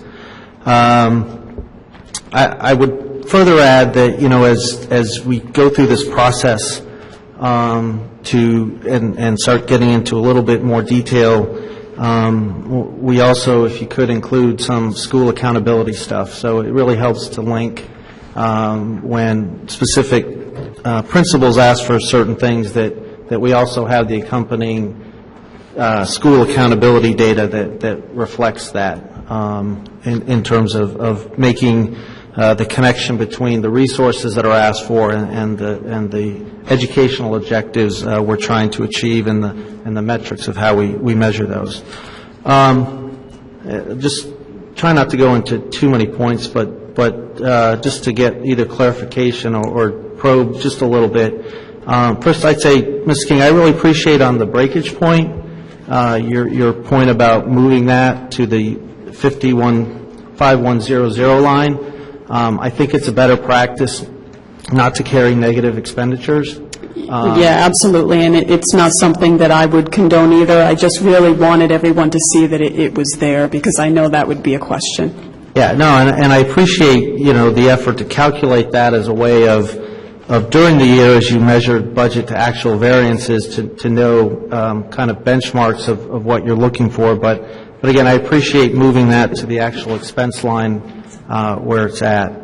A couple questions. I know we mentioned on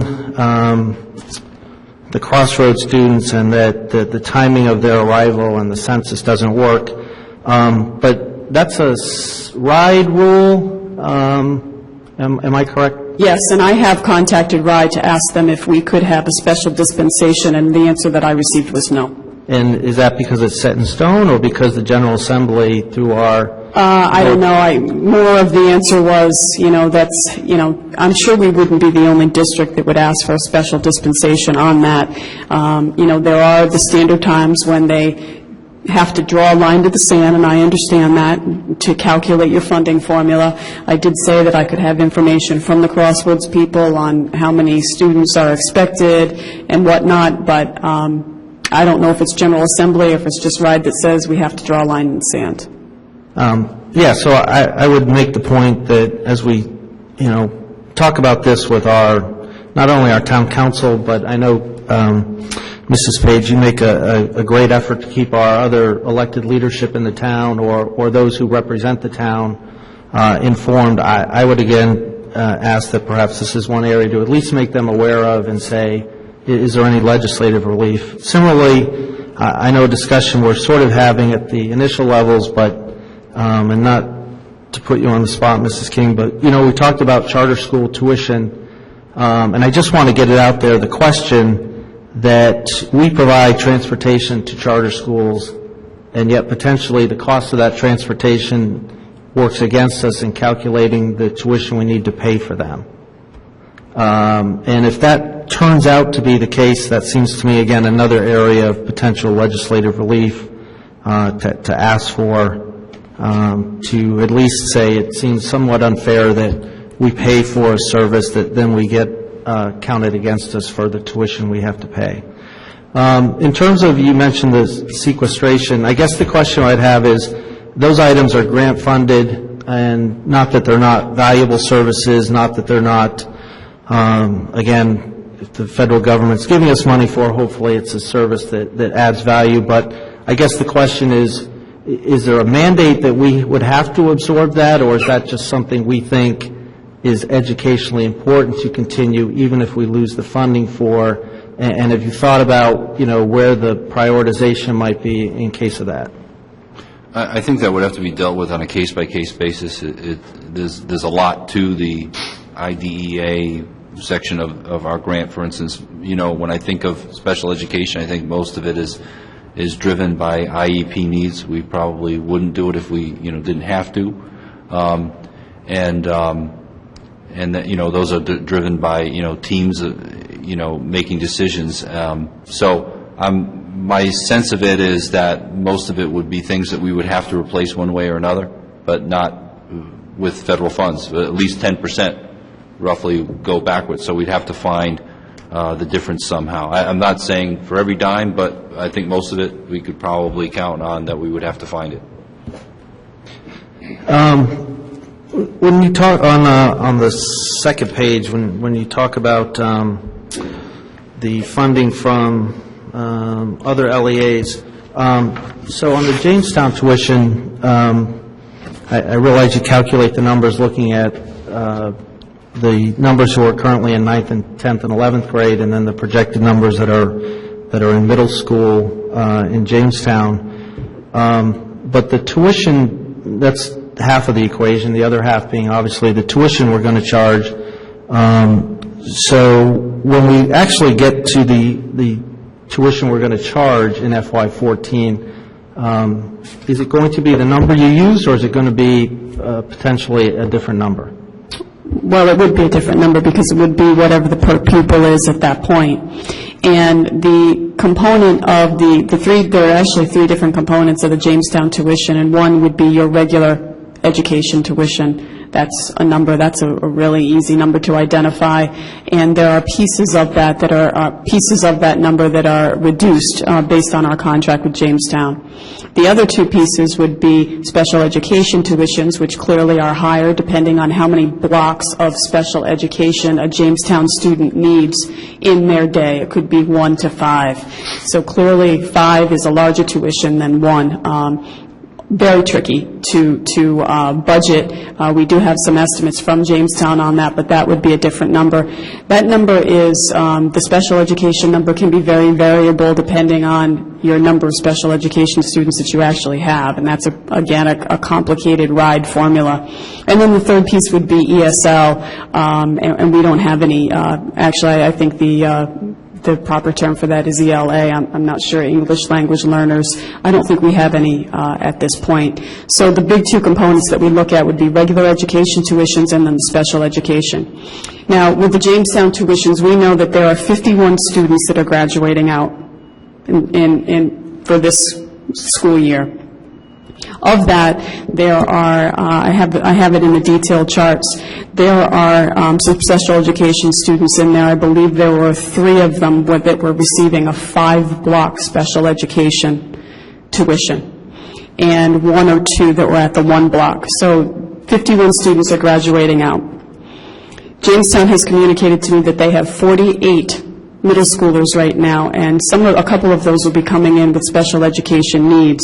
But right away, right off the bat, you have a differential of 3 students.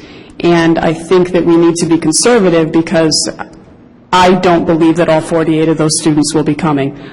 Maybe there could be more if there are students that move in to Jamestown over the summer, but Jamestown does have a bit of a transient population with their military population, and also, as we know, that is a breaking point of where students tend to go to private schools. And that's where we've lost some enrollment. So I think we need to be a little bit conservative in our numbers there, and that was my goal also of saying, well, at least I know what the per pupil is right now, and clearly I can give you what the per pupil was for FY12 on the regular education, but I think we need to be very careful with that number because we don't have a crystal ball on telling how many students will actually come from Jamestown, and actually how many will remain moving up in the grades that we have.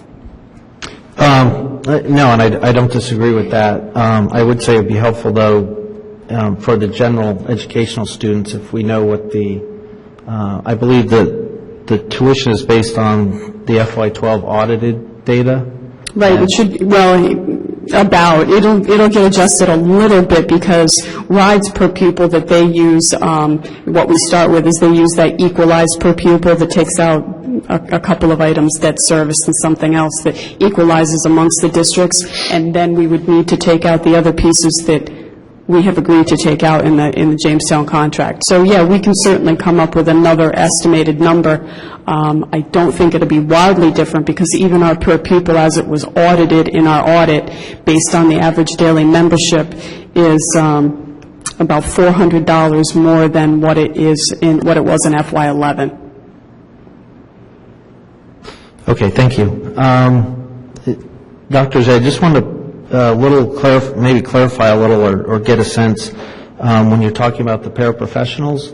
When in the draft budget you presented, when we look at the paraprofessional numbers from FTE actuals from 2010 through at least the current year, where in 2010 it's 95, and 2013 to date it's 103.5. So I want to get perhaps maybe clarify more, because you raised the point that the number is one thing. It seems just based on the numbers it actually has been growing. Of course, how they're utilized is a different issue. Is there a way potentially to dig in those numbers a little more down the road to talk about how many, the equivalent of what you might say is like a student-faculty ratio, is a little bit more detail on the coverage aspect? Yes, I could get you some kind of an informational chart on where they are, the kinds of roles that they play. My sense of just in all the conversations I have with Dr. Pizzullo and the principals over these the allocations of paraprofessionals is that more and more over those years, even as we would add in those places. I would say 9 out of every 10 ads would be for special education purposes. And so even in schools where there are a number of paraprofessionals, they're all working with a special ed student or students in mind, and the general teacher assistants and the general duties that they do, and particularly helping, students who are not special ed, that seems to be, areas that is getting eaten away. And, when I think of the conversations when I have with Mr. Ferrario at Stony Lane, or Mrs. Cronkite at Hamilton, or any of the elementary principals, it's those kinds of people that they have a little bit more discretion over their day, and, the different kinds of roles that they need help with around the school during the day is where it's really difficult. And particularly when I have to tell them that, we still need that paraprofessional, but now we need there's no money in the budget, so I have to use that paraprofessional as a one-on-one, whether it's in your school or somewhere else, to help a special needs student. And I know you were using that person to help with interventions in math for, all of our second and third graders in the school, and I know you can't do that anymore, and you've got to find a different way of getting it done.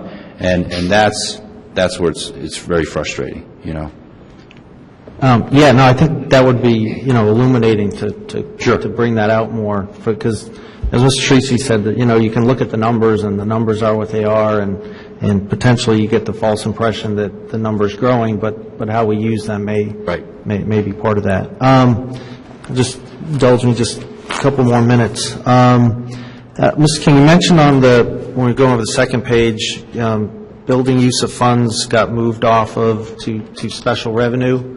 Yes, that's according to RIDE regulations. We have to account for that on the enterprise funds now.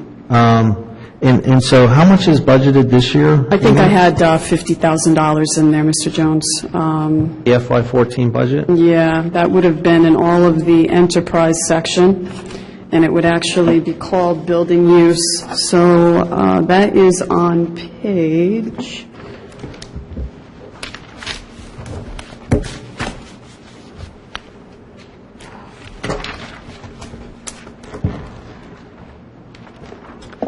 It is on page 52.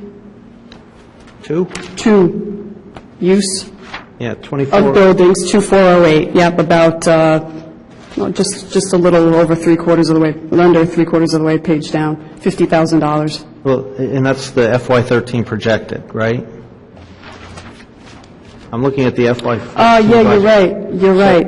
So that's potentially, give or take 44,000 more revenue that we could chip away a little at that 500,000, In the right? enterprise fund, yep. So maybe we can knock it down by 45,000. We don't have to cut so many things. I do think it's If you probably... find about 9 more of those items, we're all set. Nine. But I think, I agree to be conservative, but I would think using potentially the, at least last couple of years' averages may make more sense than... Yeah, I agree. I'm not sure why that is like that, so I'll look into that. And just a final point, and I know the audience won't have that, Phil, because it's in the thing, and to take a little time.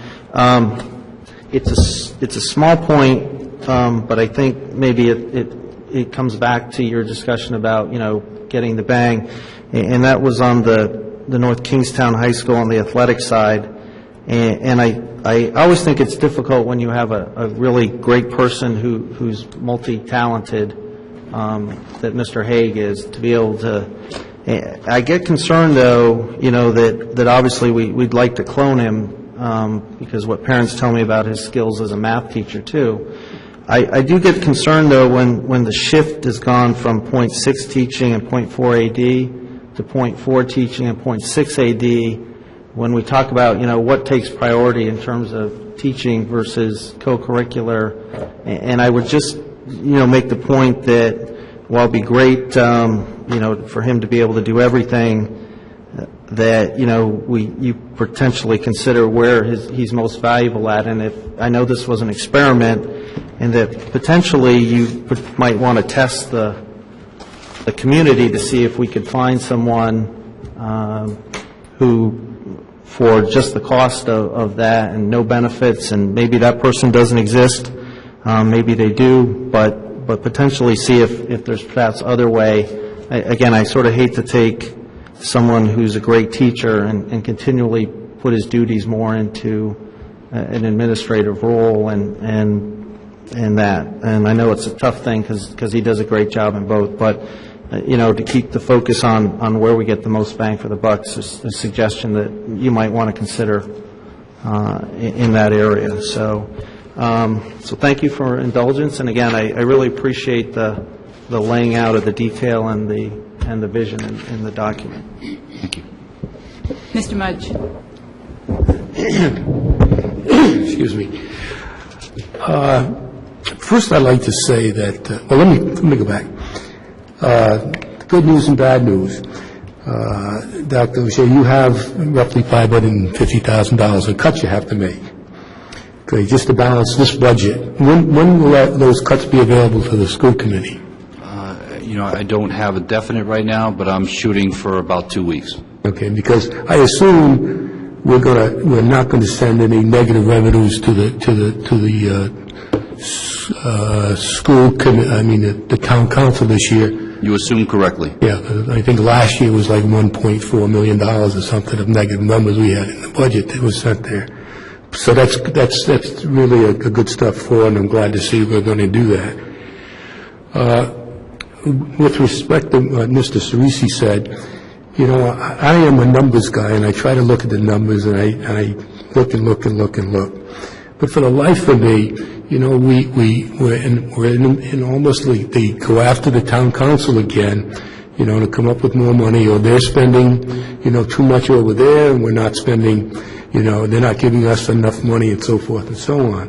But now, if you go back to 2009 and 2010, you'll see that we accumulated a $2.4 million surplus at that period of time.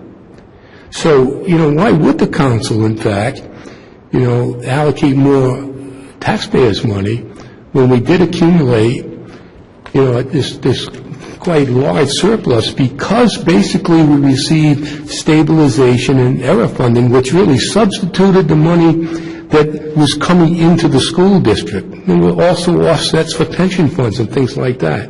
So we've got to go back and look at those things and address those and make sure we're clear when we go forward with the council on these things. I see COSI funding, you say, was drying up, and the federal state funding was going away for training. I got a memo in here, and this was from the Department of Ed on October 18th. And basically what the Department of Ed has said, they had a requirement in here.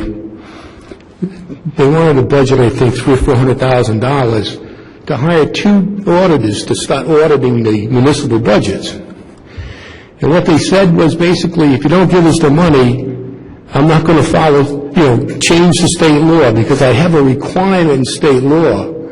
Therefore, if you don't give me the money to fund this, then change the state law so I don't have to do this. Well, that kind of resonates with me, because, the state, we got, the RTT money and some federal money. And to my way of thinking, we really need to go back and look at these, quote, mandates. In fact, like the COSI program, as nice as it is basically a federal funded program. If these federal funded programs go away, we have to really look hard to see if, in fact, our community, our taxpayers, are going to pick up these burdens. So we need to do more, and I think we'll have to run some numbers out that show that. With respect to our budget, I think in the numbers we showed, the 14% of whatever it was, I think you'll go back over the years and you'll find out that, in fact, taking from that is the money we spend in the CIP, our School Capital Reserve Fund, which in fact in 2010, I think, was somewhere like $1 million. Well, that money doesn't show up in those numbers. But yet, it was North Kingstown taxpayers' money that paid for those things. So, again, we've got to be a little more clear on the monies. And that brings me to the issue about we do need funding for many projects at the school, in the school system, especially the high school air conditioning, hopefully Quinnesset Elementary School and so forth and so on. But, we sent an $800,000 bill over to the council. My humble opinion, that money should be in our budget, and we should be asking them for that money. And if they can't come up with it, then, and we can't get the work done, then, it's the council's fault. It's not the school committee's fault. And there are some exceptions when you talk about the construction funding. Those are one-time costs, so they can be, massaged out of the budget process from the 4%, I believe. So we have to look at those, especially the air conditioning. The ventilation for this building is a top priority, as well as Whitford Middle School. The heating system there, those two projects themselves, if we work on it, can probably save us $50,000, $60,000, $70,000 a year just in revenue with some electricity costs. Crossroads, I think, like Mr.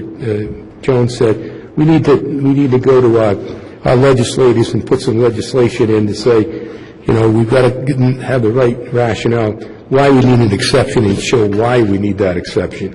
We shouldn't just say, it can't be done. In regards to charter schools, the same issue. I see here I've got some data back to 2005, 2004 on charter schools, and we spent hardly a penny on charter schools, back in 2003, 2004, when this happened. Well, in our budget, we're up to $600,000 this year.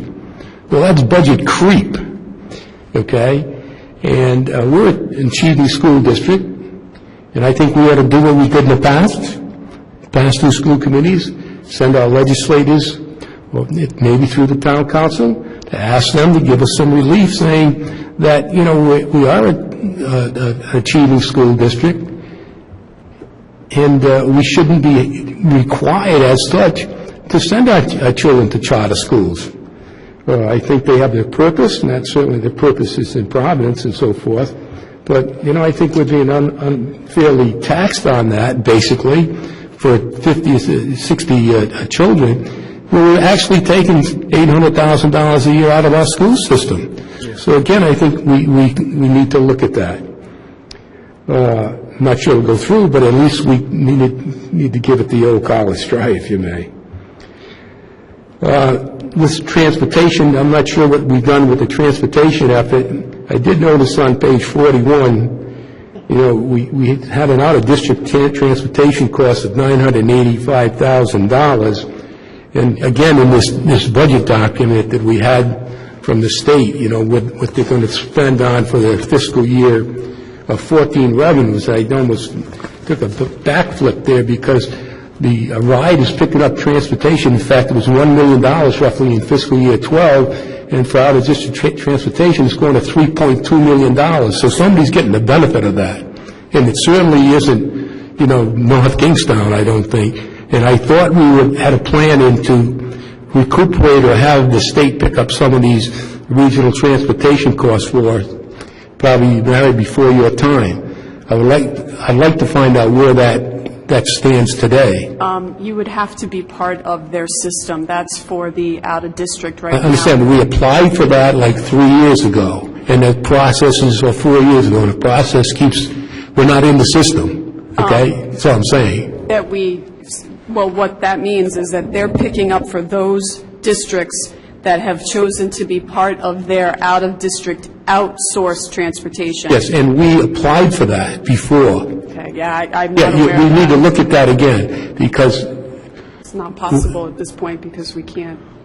Well, we had an initiative to try to get that with the state, as I recall. Anyway, that's another area we need to look at, I think, in terms of getting our revenues. I think we also have to show, as I said, in our budget to the council, because the CIP that goes over there really means nothing, okay, unless it's in our budget and it's a commitment. And regardless, whether it's there or here, it's still the North Kingstown taxpayers' money that are paying for those things. So in the sense of transparency, I think we need to show that in our budget. I would like to also mention on page 56. Mr. Mutch, are you saying the CIP is not in our budget? Because it is. No. It is not in our expenditure costs. Okay. Because it can't be. The CIP submittal is in the budget document. I just want to make that clear. And you're not going to see that No, in the general it's fund. not in the budget numbers. Because it can't be in the general fund. It's in the enterprise fund. No, let's not talk about that. I disagree that all these costs cannot be in the school's budget, okay? Okay. Okay, we can talk about that. So, but nonetheless, it's a school-related expenditure of $800,000, and it's still North Kingstown taxpayers' money. Okay, so that never went into the per-pupil cost in the past as well. I would like to, I did have a question on page 56 of the budget on food service. I don't understand our sweeping reduction this year to $1 million from whatever the number was there. Would you take a peek at that? Because I know that we don't have any money in the budget as we have in the past several years to supplement the food service, so that's a savings for us this year. We only had $1 million. Where would the rest of that funding be shown? Anyway, you can get back to me on that. $1 million is all we're projecting in revenues. Yeah, our expenses are, what? We're only, let me go back to this. Our expenses are only 56.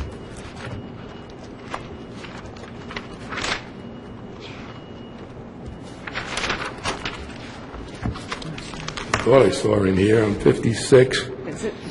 Your projection for expenditures this year are only $1 million. Yeah, we think we're going to be at break even. We think we might have a little extra in there, but there certainly isn't going to be hundreds of thousands of dollars to reimburse general fund or anything. Well, again, that's down like $200-some thousand. That's why I Oh, yeah, noticed no, that. we do not. We believe that from the unilateral changes that the school committee made in June, that has helped that fund dramatically for the next few years. Okay, good, thank you. I didn't realize that. I still have the same concerns that Mr. Jones had with the AD's position. I think that could go out to a retiree or something for maybe $50,000 to $60,000 and save us $40,000, $50,000 a year. Now, and finally, the last thing, I am going to put numbers together again with the town council, for the town council's consideration. I've got a chart here I looked at. Again, Jamestown's tuition in 2003 was $9,600 roughly. Today it's only at $10,400. That's a less than a % rise per year for almost a decade. Those numbers are out of whack, and we need to go back and look at that again, do it. I'm not saying what we tried, and we need to look at all the economics there and make sure that we're not being too generous. And the reason I say that also is this year, by the way, in the fiscal year 13 budget, we spend $9,328 to send a child to the charter school, either Compass or Kingston Hill. Jamestown is paying $3,180, some close to $4,000 a year more than we are. And there's an explanation for that. And then, John, it is in the budget formula stuff that where these numbers come from. You can see that because of their wealth of real estate value and everything else. And we're missing the boat on that number, and we should be looking at that, at least I will be again, and I'll ask the Budget Committee to look at that again, so we have a sense of what those numbers are. Now, we also spoke about a 70-30% ratio of school committee spending and the town council. Well, that's a little skewed, quite frankly, significantly skewed, because you take off school debt, if you may. You know, we're running, what, $3.5 million? And place that on the school side of the house, and then take that off the town's budget, that changes significantly.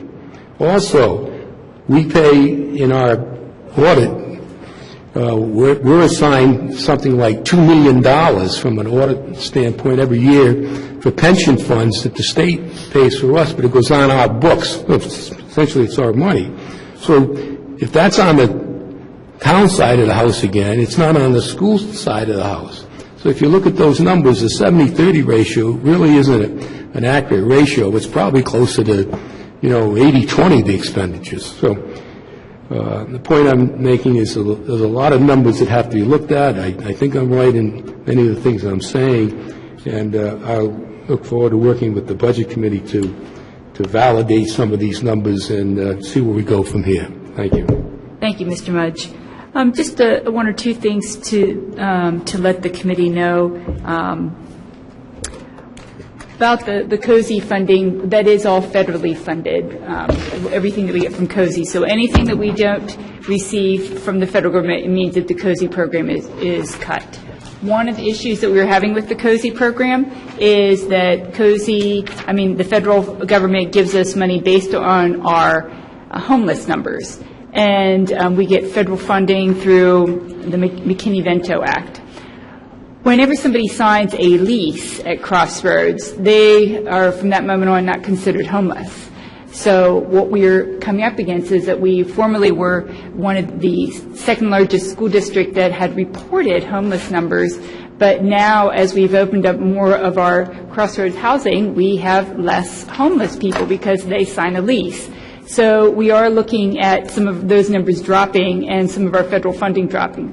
Now, this was something in the Veterans Day Parade as we were marching that I talked to both Senators Reid and Senator Whitehouse, and both of them got back to me that they were looking to help our COSI people with getting more aid. But it isn't like that is going to change in terms of the formula will not be changed is how we get that. So I just wanted you all to be aware that we have been doing some discussions with our federal legislatures about that. They are aware of the problem. As Dr. Ajay pointed out, we do have our CIP in our budget book here on pages 59 through 67. So that is included in there.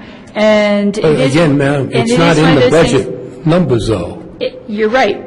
But what I was going to say is I'm agreeing with you, Mr. Mudge, is that we need to be advocates for this. Certainly. We need to make sure that we advocate that this is something that is funded, because it goes to a lot of our vision things that are in here.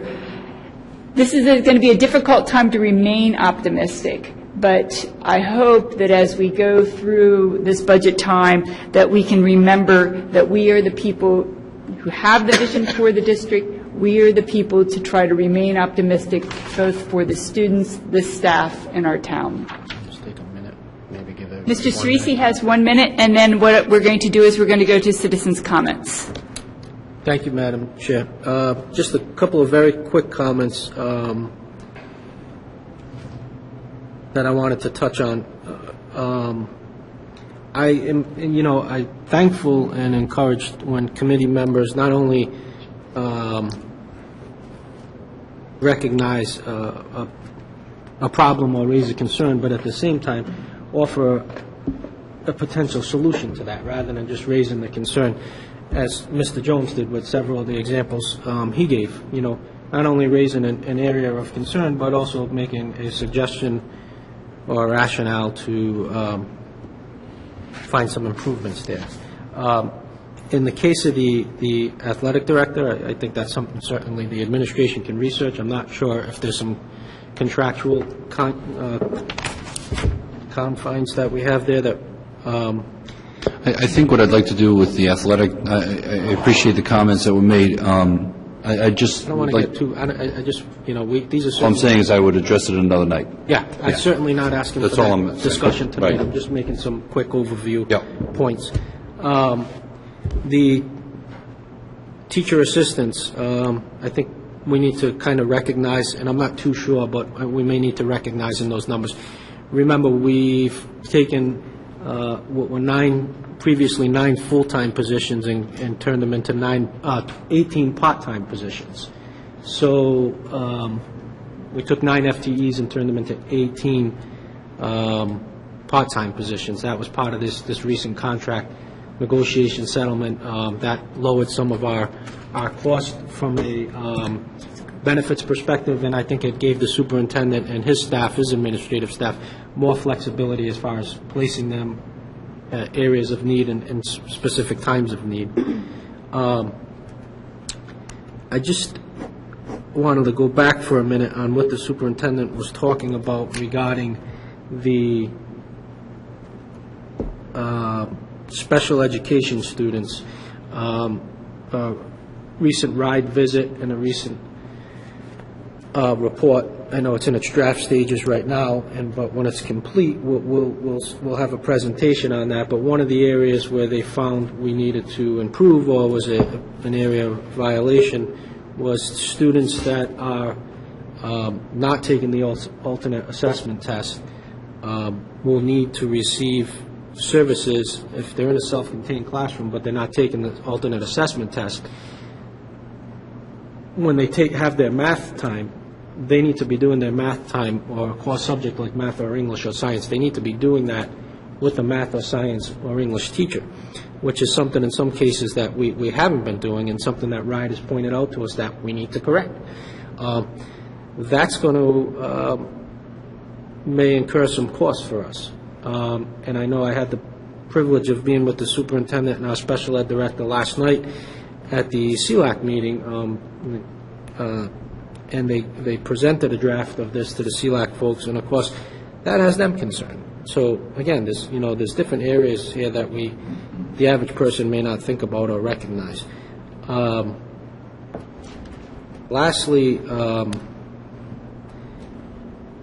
when we talk about making some investments up front to reduce some costs going forward, a small ticket item, but, just flipping through the first couple of pages of the budget, one of the things that pops out at me, and one of the things that has popped out at me year after year, is our electricity costs over at the Central Administration Building.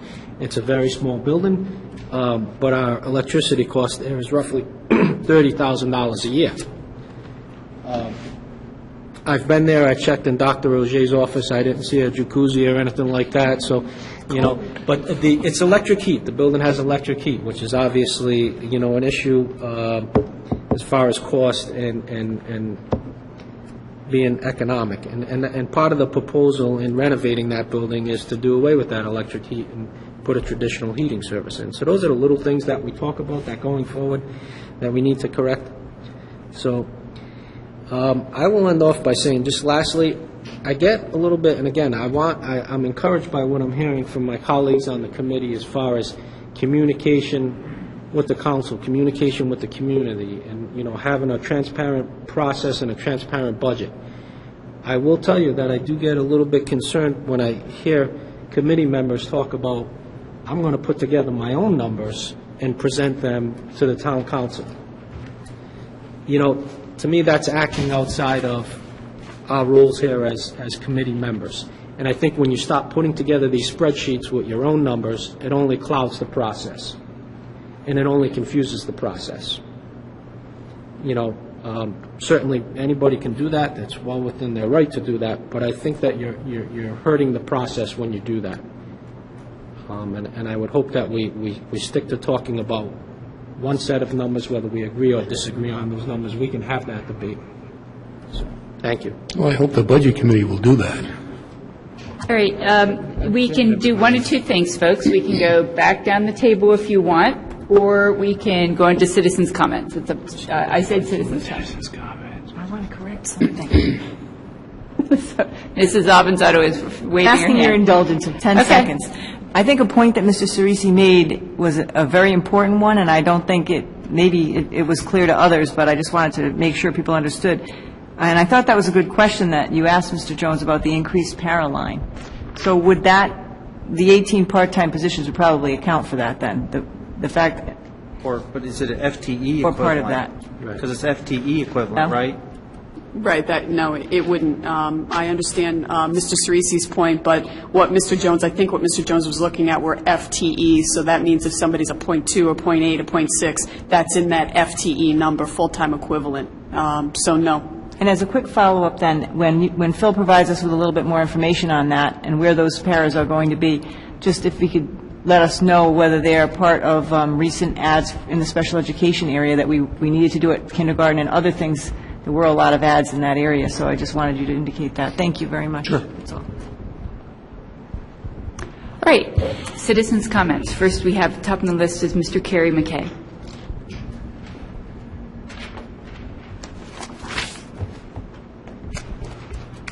My name is Kerry McKay, 747 Shermantown Road, Town Councilman. Great presentation, outstanding. I didn't quite get my packet in the mail as far as the Town Council liaison to the committee, as far as the overall budget numbers, and I don't know where I need to be with this whole thing. But I would certainly like to be privy to those numbers at some point going forward.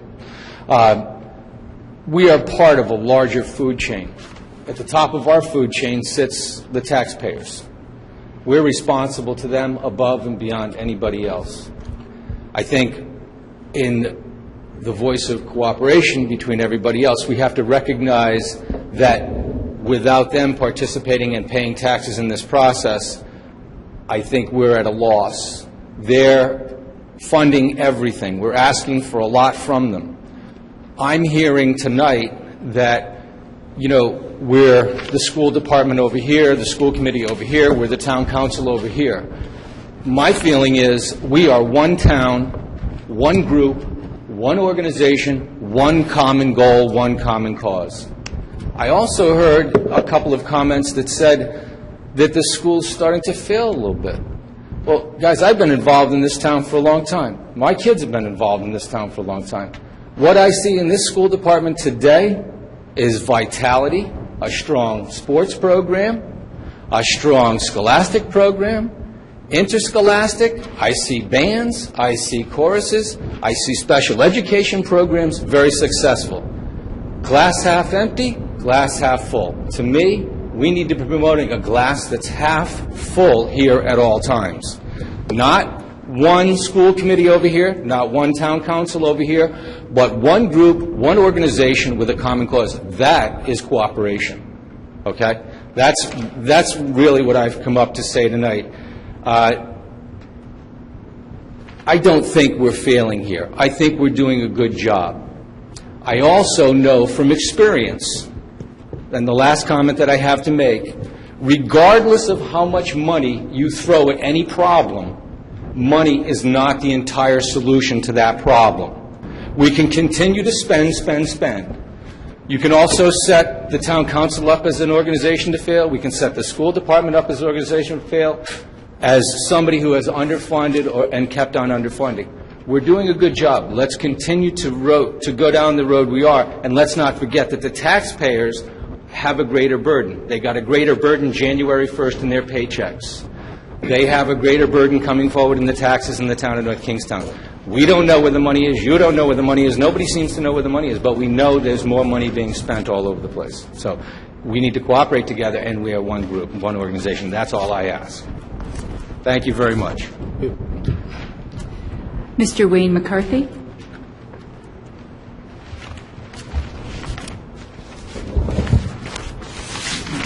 Wayne McCarthy, 1266 Old Baptist Road.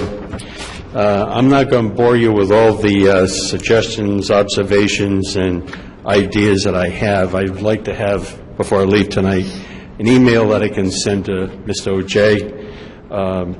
But one question, what is a warning school? I've never heard that terminology used before.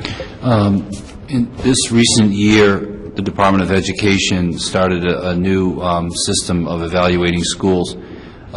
We have a commended school in North Kingstown. We have 2 leading schools, and those are very good designations. The third designation is a typical school, where most of our schools, 4 out of the 8, and one of our schools, Fishing Cove, is right underneath that line in warning status. Okay, all right, thank you. And like I said, I have some ideas as far as healthcare costs, technology, also on the HVC systems in here. I have a relative who works doing commercial industrial operations, a lot of schools, and they go in. I'm not saying you should use him, but use a consultant that comes in. They'll study the problem you have here, and with the technology they have off-site, they can actually operate the utility uses in your building, and they can guarantee certain amounts of savings. I don't know if you've had these type of audits before, but they do work. I've seen them work. I've been at his house when the janitor from Nantucket School calls up and says, we have a problem. It's 50 degrees in the gymnasium this morning. He gets on his laptop right there in his living room, says somebody turned off fan nose, supply fan should be up to temperature in half an hour. I mean, that's a technology that's out there today to be able to handle those kind of problems. Also, have ideas as far as maybe getting more utilization out of the school buses that can actually create some money for the town, and possibly bulk buy-in of fuel, not just with this town, but within maybe the county. So I'll send you all this. Give me your email. Thank you. Some positive ideas, awesome. Thank you.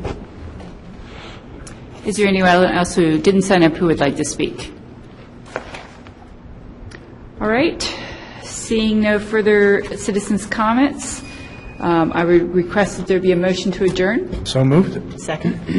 All those in favor say aye. Aye. Aye. All those opposed? Motion passes. Thank you very much.